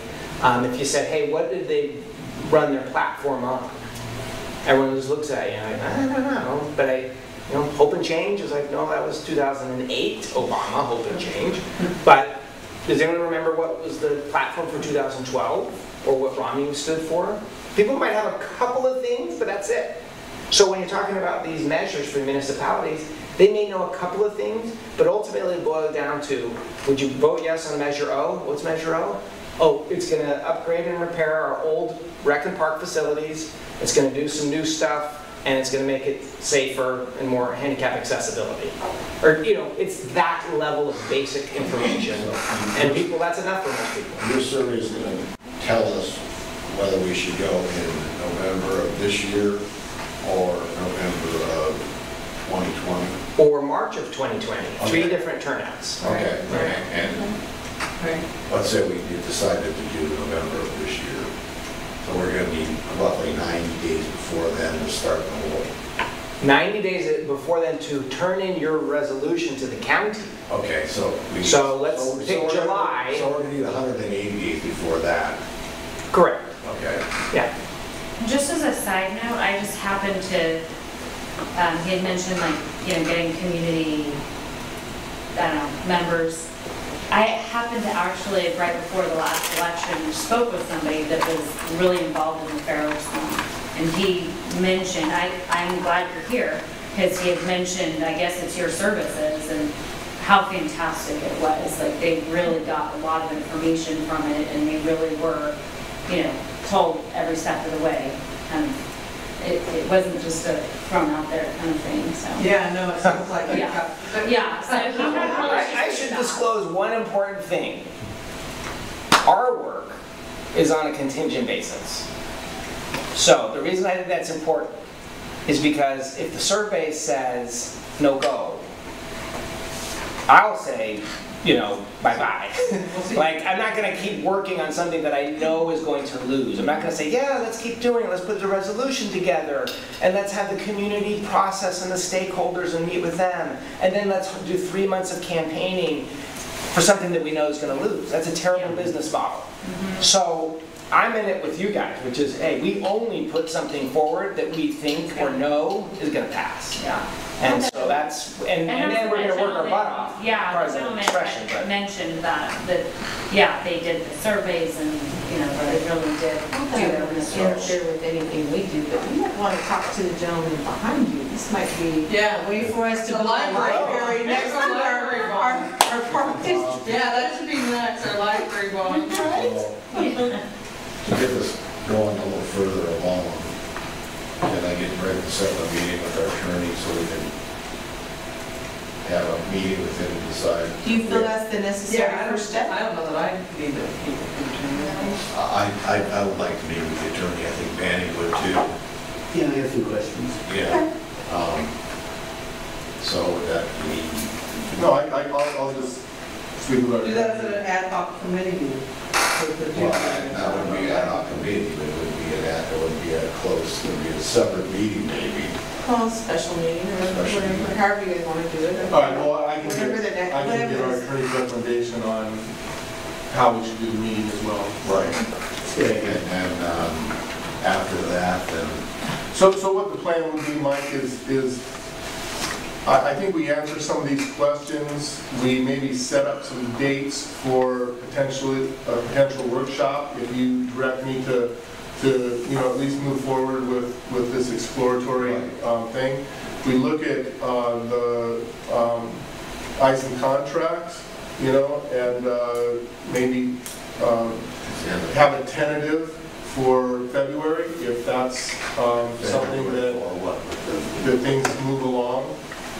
And then shortly after that, we would look at a workshop where we would fine tune things and find, at the same time, once that contract is executed, ISIM would start working on the survey instrument, I assume. Yeah, and laying the groundwork for the public information. I always come to the sites to take a bunch of photos. We're and- talking decision to do the survey and then, The contract with ISIM would be, and John, you should speak to this, but would certainly include the survey instrument. But as we move forward, does that include the gambit of going, Yeah, the full distance if that's the decision? right. So it would include the contingent services, basically from think of 3 steps in the process. all right, Step 1 is assessing, which is from now or whenever you guys say go. From whatever you say go to the resolution that you approve. So it's the survey, it's the public information, it's me taking facility photos and putting together a presentation or like a PowerPoint presentation that you can take to your civic groups and civic leaders and flip through. Like, they don't need to walk all your sites. You can flip through and say, look at the photos, look at our needs. They're significant, right? All of that work from here to a resolution calling the election is pre-election services and includes the the survey, excuse me. Then there's campaign services. And that's working with the local citizens group, right? Not funded by this at all. It's got to be raised donations from district vendors, from other community members, etc. And that's exclusively an arrangement with that citizens group. But of course, if we don't ever put something in front of the voters, if we did a survey that says no go, then we stop. So there's not that level of service. And then if you're successful, so here to resolution, resolution to election day, and then if you're successful, till money in the bank. So election day till money in the bank. So there's really 2 services that you're approving, because you can't approve a campaign committee service agreement. so what I'm looking for is dates. So if I say we want to make a decision as a board for a survey by March 15th, is that realistic? Okay. Well, I think it can be any time frame. I think that what John mentioned is the shorter time frames, sometimes work out a little better. However, we can't decide whether we want to do November, March, or November until we do the survey, correct? Right. Can't Yeah. pick a date. So if, Yeah, the survey should be top of our list. right, and if we do The sooner the better. the sooner, if we figure we want to do a survey starting around March 15th, and so then we can decide what day we're going to pick. Well, the survey will decide many Right. things, whether we can move forward or don't move forward. Yeah. So that'll be the determining factor. So, we need to, as a board, direct Greg to, talk with the attorney to satisfy your questions and needs, and then move forward with John and his group in order to get to that survey point. And I'm looking at, we probably need at least a month for Greg and the staff to get whatever focus whatever projects we're looking at. Well, Yeah, I like that long list, I saw my skateboard. Well, I would like to review it though. Right. Yeah. Yeah, so we'll start working on that, and I'll start working on some type of meeting with our attorney. okay. And then we will, at the same time, I'll be working with John a little bit in regard to potentially moving forward and Right, with the getting contract, contract right. language and things like that. And then we'll just see how how the timing proceeds as we have each of these meetings. And so I think that what I'll probably do also is at least get a meeting on the calendar for the workshop in regard to prioritizing projects and that kind of thing. Because that's all going to have to be done before the survey goes out, because obviously that work is going to reflect what. But I don't get that from him. I don't get Yeah, I that from think- the workshop. He says he Like can I get said, it today. unless you guys do something different from essentially what you put up there, that's enough to put together a survey. Because again, the survey questions are as generic as electrical and plumbing. We don't go site specific. We don't tell you how much dollars are going to be spent on a project. It's roof repairs, it's electrical, it's ADA, it's health and safety, it's security fencing. It's that level of detail, because that's really the level of detail that And voters need. So we could go Okay, parallel with that, or we could go before, or we could go after. all right. Do we get to see the survey before it's? Top secret. 'Cause- No, if you want to, you can. Well, actually, roof repair and electrical and plumbing, they're gonna say no. But if they say, oh, we're gonna do trails, and we're gonna do splash pad, and we're gonna do skate park. You I might be don't know, it surprised. might be surprised, it might be the flip The side. I'm gonna bet you right now, if anyone wants to take a gentleman's bet, I'll bet you the number one thing is roof repairs and Yeah, replace or repair leaky Because they're roofs. like, It's oh, great, it's well, just, we need that. like everyone's like, oh, Yeah. there's literally water dripping in on somewhere, yes, we must take care of that. Like, Yeah. for some reason that just rings true with everybody, but I've been wrong before. Okay, you're the expert. All right, so Okay. you're gonna come back with some dates in February and March. You bet. All right. All right, any other questions? No, this is exciting. All right, so It's excellent. talk to our attorney when we have a meeting that fits with as many people as possible schedule. Okay? All right, so. Great, Thank you for your time, you guys. Thank you very much. Thank you. Meet you. Yes, that was Did you awesome. drive from Walnut Creek? I did, 75 minutes. Wow. a little longer. No. It'll be a little faster going home. I got here, I left early because I didn't want to get into the traffic. And then I was like, what do I do? It's an hour and a half, so walk the aisles of Lowe's, figures. Well, be safe. All right, thank you. Good night, everybody. There we go, a few more lights. Thank you. All right, so 13B, approval of committee assignments, page 12. All right, so what we have before you is the committee assignment for 2019. If barring anyone just absolutely objecting, this is what we've come up with. Basically, the major changes simply were who was last year the lead as far as the committee chair have been switched, and that's about it. So Everybody was fairly happy, I think everybody indicated they were fairly happy with where they were at, so I tried to. I didn't realize they were identical to the year No. before when I No, said, no, I don't no. either. So I'm just saying, next year maybe we'll switch it up a little bit. Yeah. Oh, that's fine. I just wanted recreation. Well, that's fine. That's what next year I'd like to do recreation as well. Well, let's see, we can, And maybe, maintenance, but I'm good with everything. well, let's Well, still, what do you have right now? Yeah, where do you want You to have government well, we can. planning. We can switch. I could switch maintenance with planning, but I'm the chair and you're. Well, Manny can switch if you want to planning, and you can go to Manny's slot in recreation. Does that work? Yeah, there we go. Does that work? Does that work for men? Does that work? Manny, you're moving from recreation to planning? No, yes.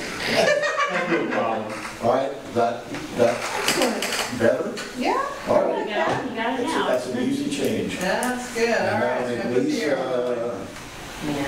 yeah, you'll be, Okay, any others? any other requests? Now's the time to speak. I'm good. All right, good All enough. right, so who will Lisa be the chair then, or will Erica be the chair of the Recreation Committee? Oh, that's a good question, because she's already sure she can.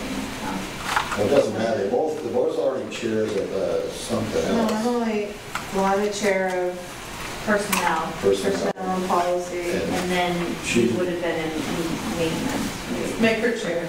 Lisa, you want to wreck your chair. Okay. All right. There you go. So Lisa, you're the chair then, and Manny, you will be not the chair. Mike will stay the chair of planning then. Okay, no problem. All right. Good enough. That's good. I put an arrow Thank down you. and an arrow up. Right, but you'll get us a new copy later, not tonight. Yeah. All right. Good enough, then we'll move along. Do we have to approve it, or We do need to approve it, right? Yeah, just go ahead and approve it. Generally, this is an assignment by Mike, but Oh, If you want, is Just it says- all in favor? Aye. Opposed, abstentions, 5-0. I see. Agreement with, on the ADA pathway, which is $6,625. okay, this is in the budget, and we are doing an ADA improvement here. This is an improvement that's been on our ADA improvement plan, and one of our residents contacted us last year, and so we decided to move this project up because we like to do things, especially when the community is interested in it. We try to find a way to move some of those projects up, especially our ADA projects, on the list. And so we have it in the budget, and this is a contract with Exclusive Exteriors. They have a great reputation with us. They've done several projects, including the dog park. And so the staff recommendation is to approve the agreement with Exclusive Exteriors. I move that we approve the agreement as presented for Exclusive Exteriors to construct the ADA pathway at Almond Park in the amount of $6,625. I'll second that. We have a motion and a second. Any discussion? Okay, let's go ahead and vote on the item. There's Swenson, yes. Stickney? Yes. Moraz? Yes. Grunberg? Yes. Montez? Yes.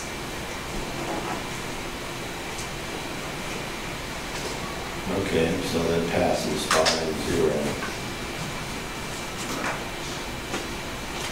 Okay, then we're going to go on to possible purchase of Metro Fire property on Main.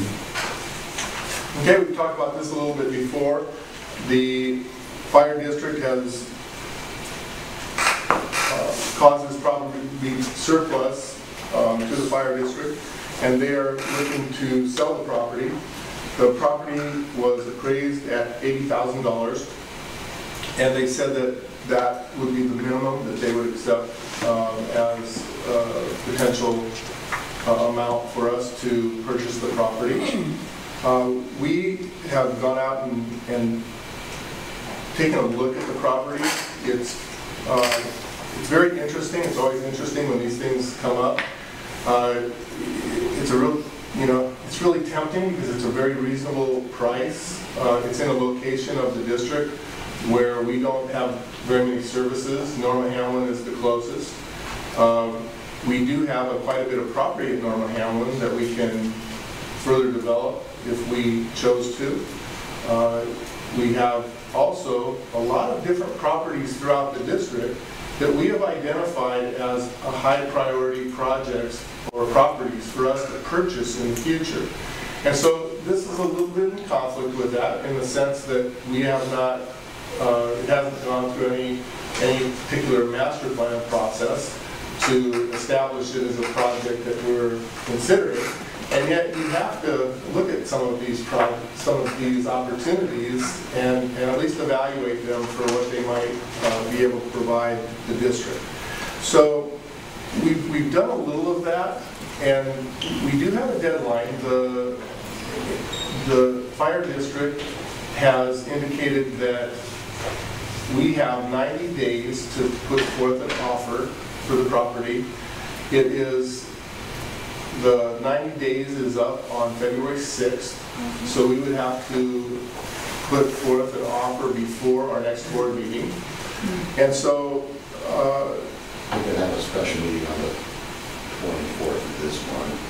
or the 31st is what I think I recommended in the staff Okay, report. that's fine. Just because that gives us a little more time to do a little more due diligence in looking at things.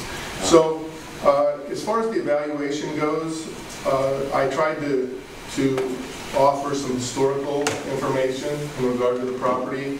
The one thing that I didn't put in here was that we are estimating, and boy is this rough, but it would probably take about $40,000 as a minimum amount to both update the bay area to actually be a serviceable room with heating and air conditioning, because that's by far the largest room and the one room that would allow us to do some programming in.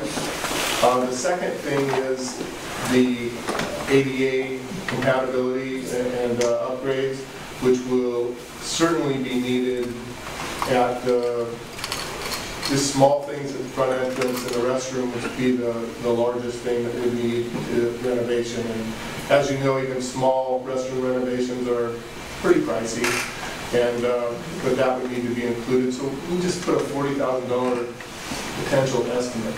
That means that for us to have it in really some kind of operational condition, it would be about $120,000 plus or minus. I'm sure there'd be additional fees, whether it be, you know, real estate contract fees, you know, just different things associated with the project. So in relation to that investment, as you know, when we build a potentially $1 million building, we are doing it to have a public resource that can provide programs to the public. We don't always make back, you know, the money. What would you see there? What would... Well, I'll give you a few indications. Jason and Mel and the rec staff have talked about it a little bit. Horacio and I have talked about it a little bit from the maintenance side. And so let me just describe a few of the possibilities as well as the challenges.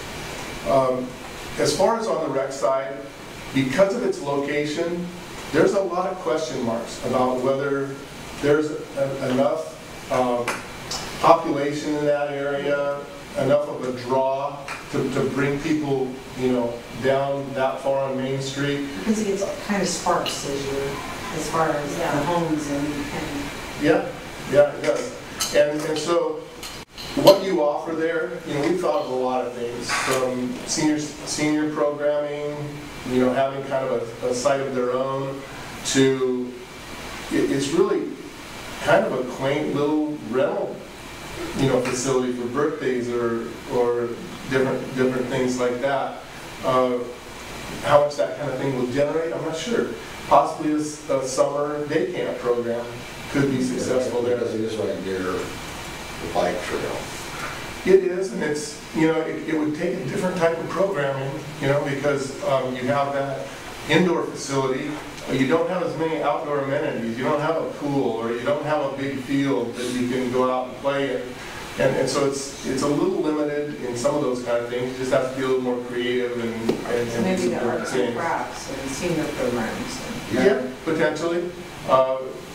And I think that as we looked at it, the tough thing then is when you transition to the cost, the weekly or the monthly operations cost. You know, just the basic, you know, water, sewer, garbage, you know, electrical, all the utilities. And then you're hoping, I think, with all of our facilities, and it's not true with all of our facilities necessarily, but you want to try to break even on at least your operating costs, or close to it. And so in relation to that, probably our largest expense is just the daily maintenance and cleaning of the facility, and then potentially you have replacement costs. The roof's in pretty good shape. The heating and air conditioning appears to be fairly new, but we can't test it because there's no electrical, on right now. So that's a little bit of it, but the expenses of daily maintenance on the facility aren't, inexpensive. And as far as resources go, we have a lot of facilities. We're very facility rich in this district in the sense of pool, the activity building, youth center, kids corner.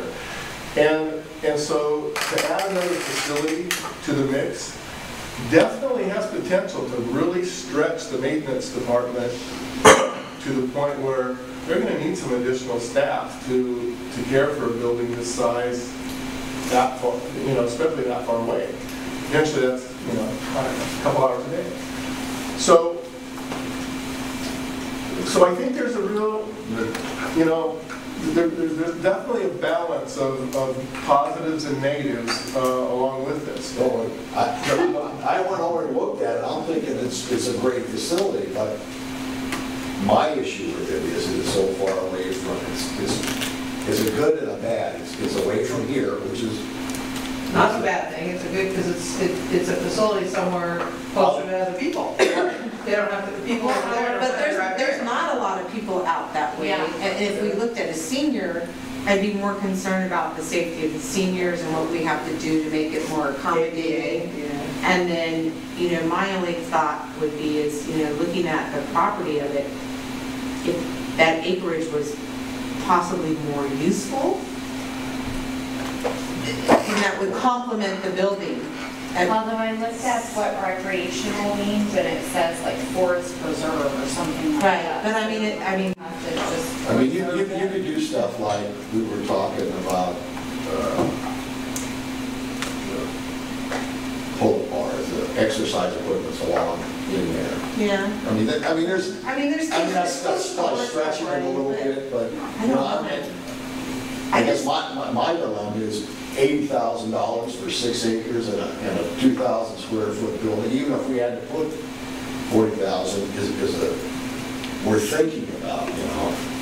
The unfortunate part is we got to make a decision within the next 2-3 weeks. I do live in And that you live in area. a- So I live in that area and I've been asking people. Right. I'd like to ask more people what their thoughts are. And so I jotted down some of them.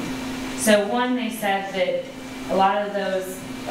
I think across the street is Fair Oaks.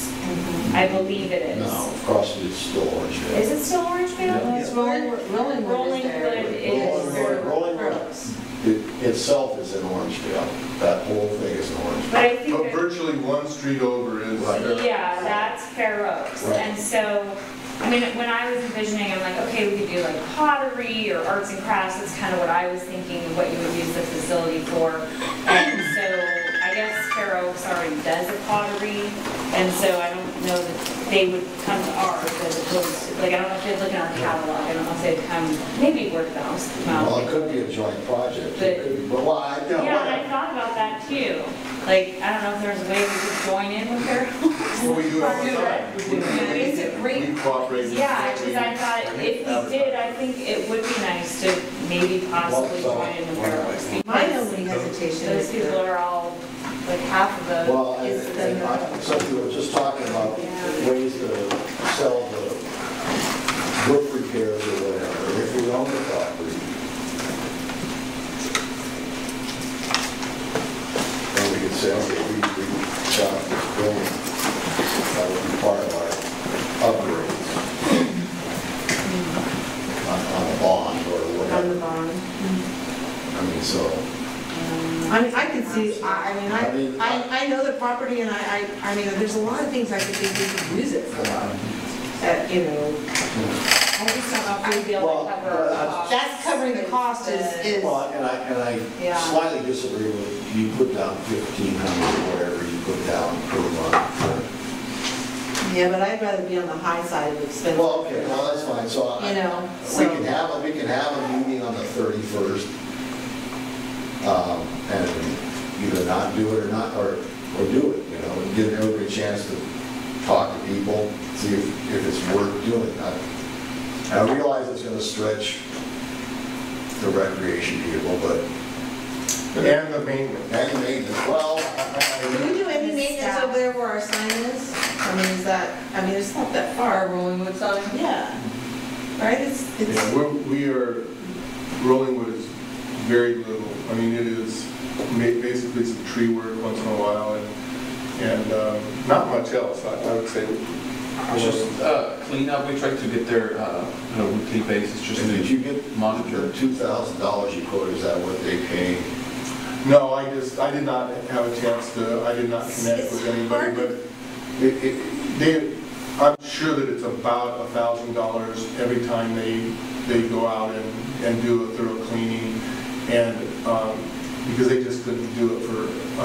Well, yeah, I'm sure it takes at least a and tractor and 2 days worth of work. Yeah, so we estimated a couple $1,000s a year to do that, and for us, we could hire it out, certainly, Have they had any recent inspections on it, or, I mean, the roof, roof could look good, but there could be other Well, stuff, right? Just like you said, the electrical, that could be a big issue.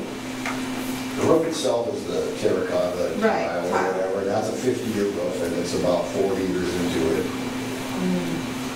So, I'd like to bring it back on a meeting on the 31st, you guys have a chance to think about it. Okay. And then if we don't do it, We don't do it. we don't do it, if you do it, if we... all right, then I think that's great. If you can, we'll schedule a meeting for the 31st, and if I can work in some of these other things maybe, Sure. that same meeting, we'll see if we can do that.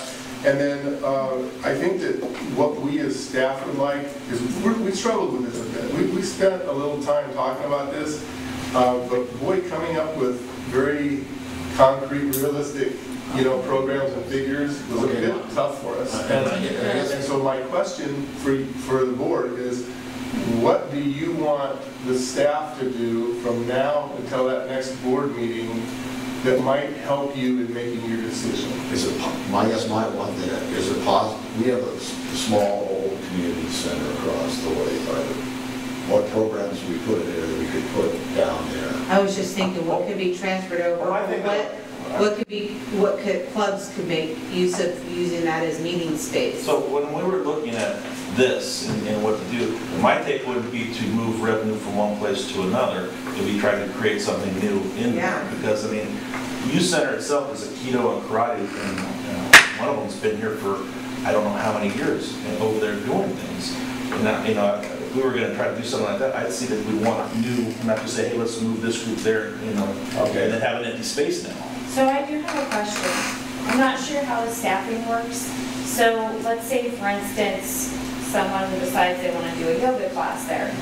Would somebody from the Parks District have to go there to open up the door and be there while the yoga instructor is there? Or would the yoga instructor be the only one that needs to be there at that time? It can be both. The keto and karate, they have access for themselves right now into the youth center. They have their own key. I think that once we gain a trust in a contractor, then, we would probably allow them to have a key to a facility that small. Somebody we don't know, a little tougher, we would probably go and open up. Okay, and the other question is, there's a sign out front, an old Metro flag. Is there any way we could hook up something similar to what we have here? This was A lot of money. Yeah. Okay, never mind. But, I don't think that area is more like natural, I guess. I don't Yeah, we don't want. want. All right, okay, I'm just, Yeah. Board coffee. it's a little interesting. One of the things that we discussed as well is when it comes to transient populations and potential graffiti and vandalism, we talk about that a little bit too, because it's kind of an interesting, it's a ways away. There's probably not going to be a tremendous amount of traffic all the time. And it's a little different. A fire district building has a little different feel than a recreation and park district building, because people still view fire district as a safety, you know, type service. And I think they're less likely to vandalize that than a potential rec building, for one. I don't know what that means or necessarily applies. But I know that in the staff kind of going back over there, there was somebody in that back building, a transient that was occupying the back building. And it's just a storage shed, Right. you know, but, you know, so even though it's remote and out there, you know, there was somebody that had already found it and was utilizing it. So that's just, you know, another. Well, if we went forward with it and it didn't work out, what would be our options to selling it? What's the zone? What's the zoning there? Well, it is, you know, recreation space. Okay. So That's the only zoning on it? Yeah. But somebody could live there. Somebody could turn that building into a home. Okay. But then they're gonna end up with 6 acres that they're gonna have to maintain. Well, some people Somebody's, don't mind that. yeah, no, that's fine, I mean, You know. But it's a ravine. yeah, no doubt about it. So I guess that we're starting to get a picture of what it is, and we'll schedule a meeting for the 31st.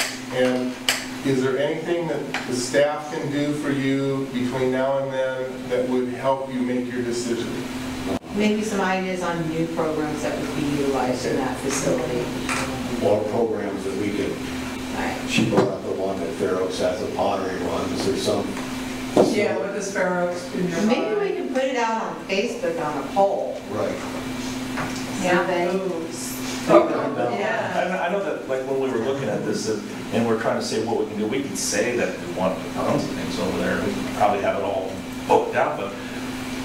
Well, when you were brainstorming, do you remember, did anybody jot them down, like the Oh, yeah. ideas? Yeah, just. So what was the general consensus of the staff? Yes or no? Probably no. Oh, he doesn't want to maintain it, which I understand. Well, I mean, Well, we kind of analyzed when we were talking with Greg a cost-benefit analysis, if because you know we as a source of the district don't want to put a burden on the district in that sense. So our discussion was guided on what is that cost-benefit analysis to present to you so that you can make an educated decision based on that. So why that's why some of the numbers are a little higher, so that you don't just go with the low, because the expectations might not meet, that sense of eagerness of making a decision.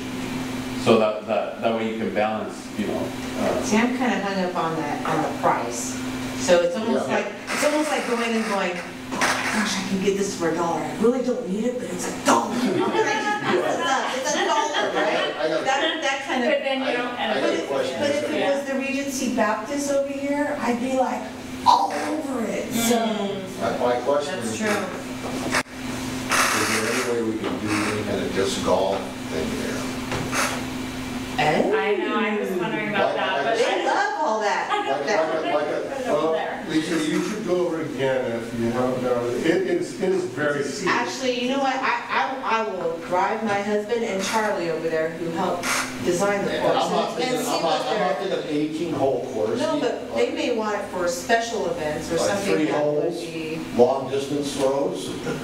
Well, they even It's a 9 linear, but it's about like this. To me, I don't see any way that anyone would. this time of year. Oh, you don't know, The water's but rolling right they now. love to play it. Trust me. I'm just thinking about They a wanna do 3 it or from a 6 tree. or a 9-hole course. From a road.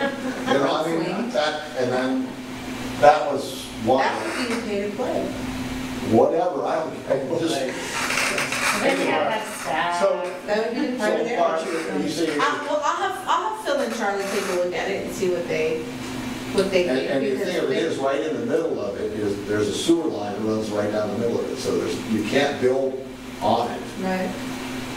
yeah, You there's can't sell the property and build houses Yeah, on it's it. been a while since I've been there, so. Yeah.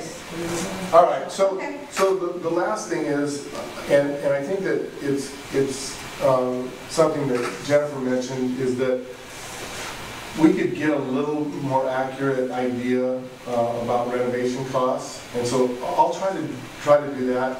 She has a little bit of a contact in that regard. Yeah. And they might be able to, you know, her husband possibly could come over and just give us maybe a rough estimate. Because I can see that. Yeah, whole- that'd be awesome. I can see that whole- Yeah. The whole, A real one? Yeah, I go, oh, you've got that, you got because you've got that. the whole, where the fire trucks used to stay, plus there's the whole building behind it.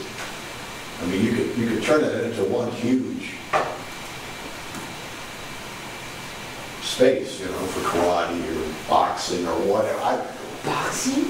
Yes, we could definitely maybe add 2,000 square feet to that building. No. Have a real community center. No. Community center. Dancing, Okay. line dancing. All right. Oh, yeah, I can see. I need an indoor music venue. Too small for that, I think.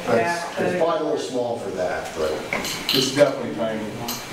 and the parking, and the other The parking. bays are big, but the And what was building it? itself is really 10? small. All right, anyway, let's move along. Okay. All right, so we'll get back. All right, so it'll be 6:30 on the 31st. Yes. Okay. And then if you want to line up our attorney that day, that works too. Yeah, we'll see what we can do. All right. So moving on, 14 directors and staff's comment. Jason? I don't have too much right now.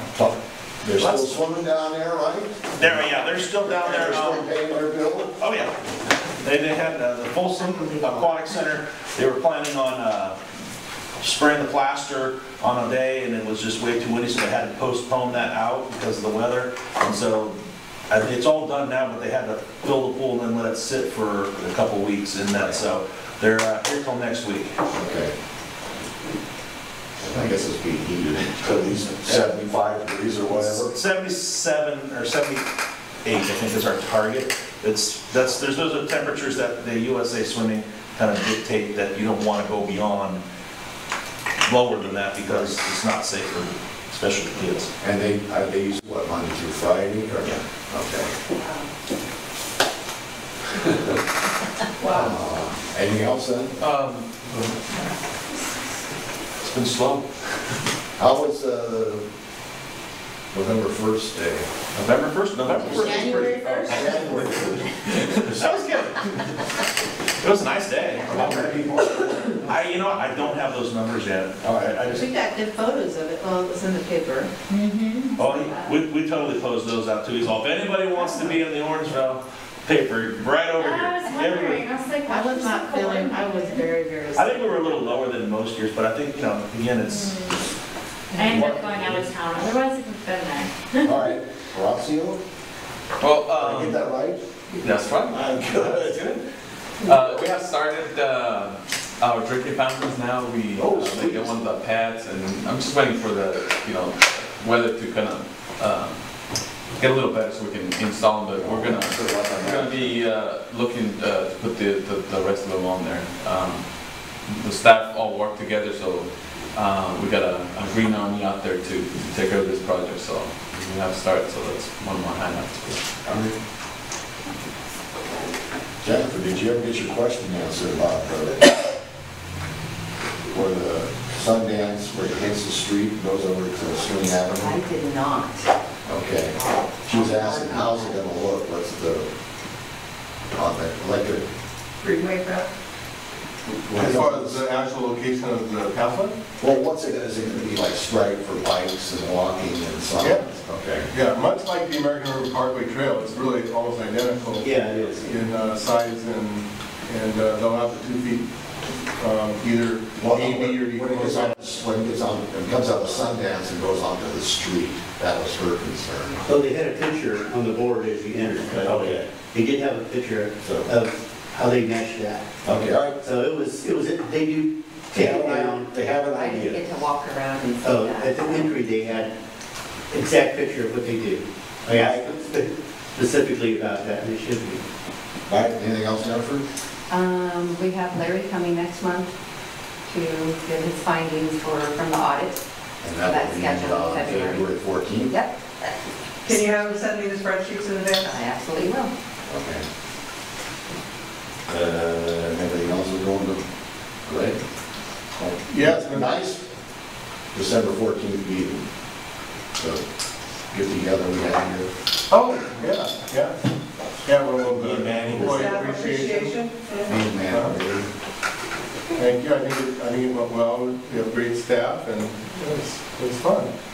Everybody kind of contributed, had a little, several different games, new games. So it's Did you guys fun. do bowling? Wii bowling? We didn't do No? any of those. We kind of did a couple other things, and we'll get back to some more active things next year. But it was really fun. So, I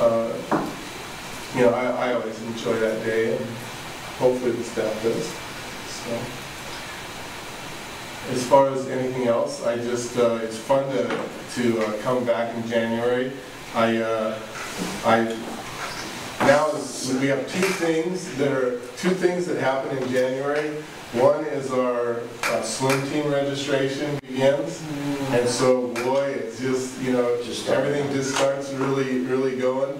And then we have reservations for our tax program, the AARP tax program, and you would not believe the job our staff does taking all those calls. I mean, there is probably, I don't know, 15 questions that they have to ask the people that are making the appointments, or not questions so much as telling them what they need to bring, and it's a process, and a lot of places have gone away from it just because it's so staff-intensive, and we've kind of maintained it, and everybody, just loves it, of course, because they get a live person on the phone, and they're willing to, answer all their questions, and it's just been amazing to see everyone working and doing such a great job. We have really a terrific front office staff, and so All right, it's fun. Lisa. Well, I'm excited for the new year and to be bringing some rentals to the facility. First one being the Best of Orangevale, which the Park District has qualified for quite a few. And that's I on, can't give any more than that. that's on February 9th. It's on February 9th. The letters for the top 2 candidates will go out a little after the 18th. That's when voting ends. Voting at the 18th, huh? It's the 18th. Last year we had about 4,000 votes. We're up to 7,300. Oh my goodness. I have not put it out on Facebook or anything like that because honestly every night I have to go through to make them eligible, to make sure that they're eligible votes. So the system actually removes anything that doesn't qualify. So either folks who have voted too many times from the same IP address and the same email, or they've not done the 5 categories, and we remind them that it's not a valid vote until they do so. So the software picks it up, and then we manually do it. So we're all kind of like, let it be over. But it's good. We're almost sold out on this, so we're really excited about it. And then we're bringing some family fun music shows to the facility as well with my partners from the Wolf. So I'm excited about doing that with the staff and bringing it here. So yeah. All right, Erica? I'm excited about drinking fountains. Oh, Yes. That is a common request of people if they want the drinking fountains, so that's gonna be exciting. Almond, Yeah. we've had a lot of positive and good comments on, when we're doing the job out there. I think we should publish that. Yeah, like those are like the little Picture in the paper. They need to know. Yeah. That we heard People get really excited. Yeah, they really will. Yeah. I could see somebody leaning over drinking it in a picture. Absolutely, right? We love that stuff. Some of the guys were making the comment like, we should do all the paths first and then put all the drinking fountains at once, or things like that, but one at a time will be Yeah, enough. I'm All excited. right, Yeah, good. so Yeah. a lot of- Take a lot of picture of good- the staff drinking out of it, send the pictures, so we can show off our staff as well as the fountains. I believe Greg got an email when we were digging out the area with everybody working out there, just send it to him, so. And that's how excited they are, so. It's good. very That's easy, good. editor and OVU. Yep. Or you can cheat and pull it off the website or. Let's move on. All right. The only thing is that at the bike review period for the trails, the contact I made with the SMUD gentleman. I'll bring that information to you and to Well, once you're in that, maybe you can schedule a meeting in about a month. And so it's, he was really energetic about it. He said, it's best to get a handle on this now. Now that I know what's there, I can work on it. Sue Ronaldo was the prior person in charge of government affairs at SMUD.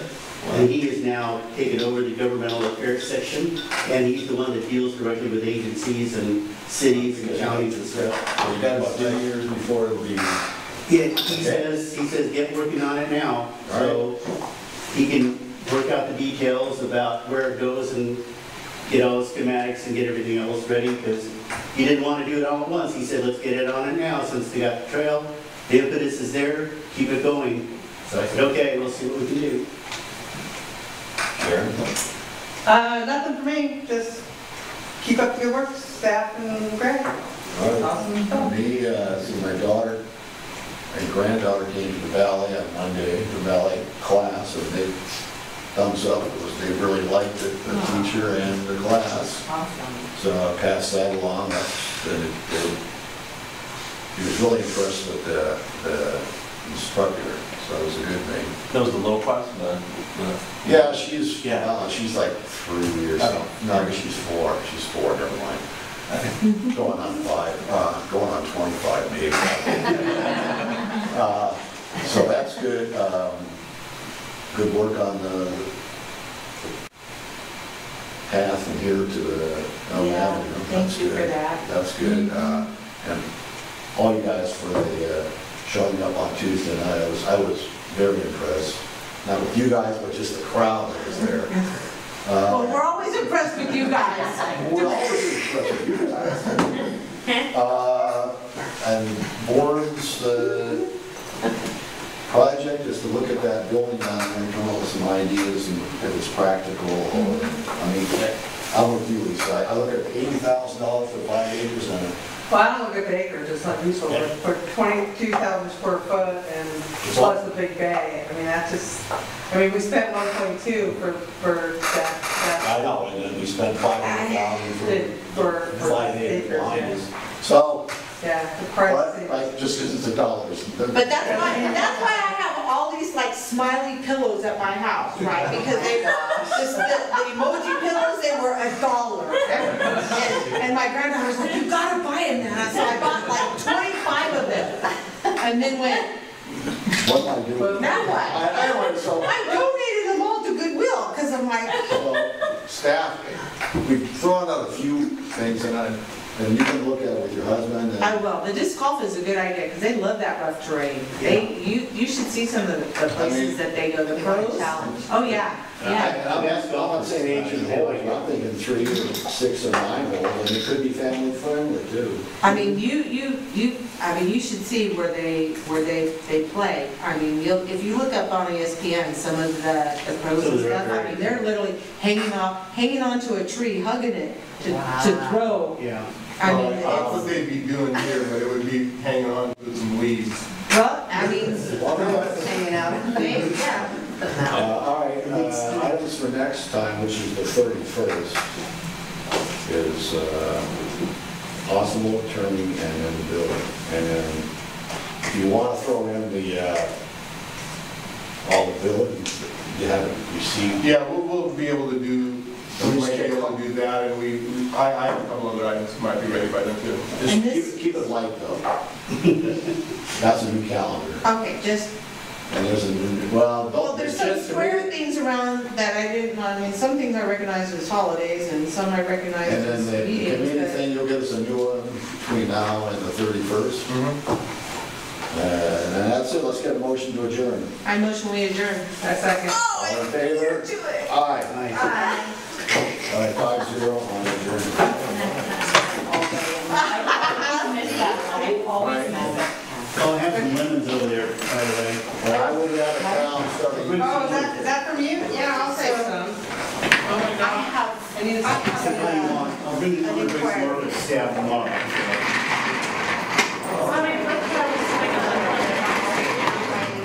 Yes.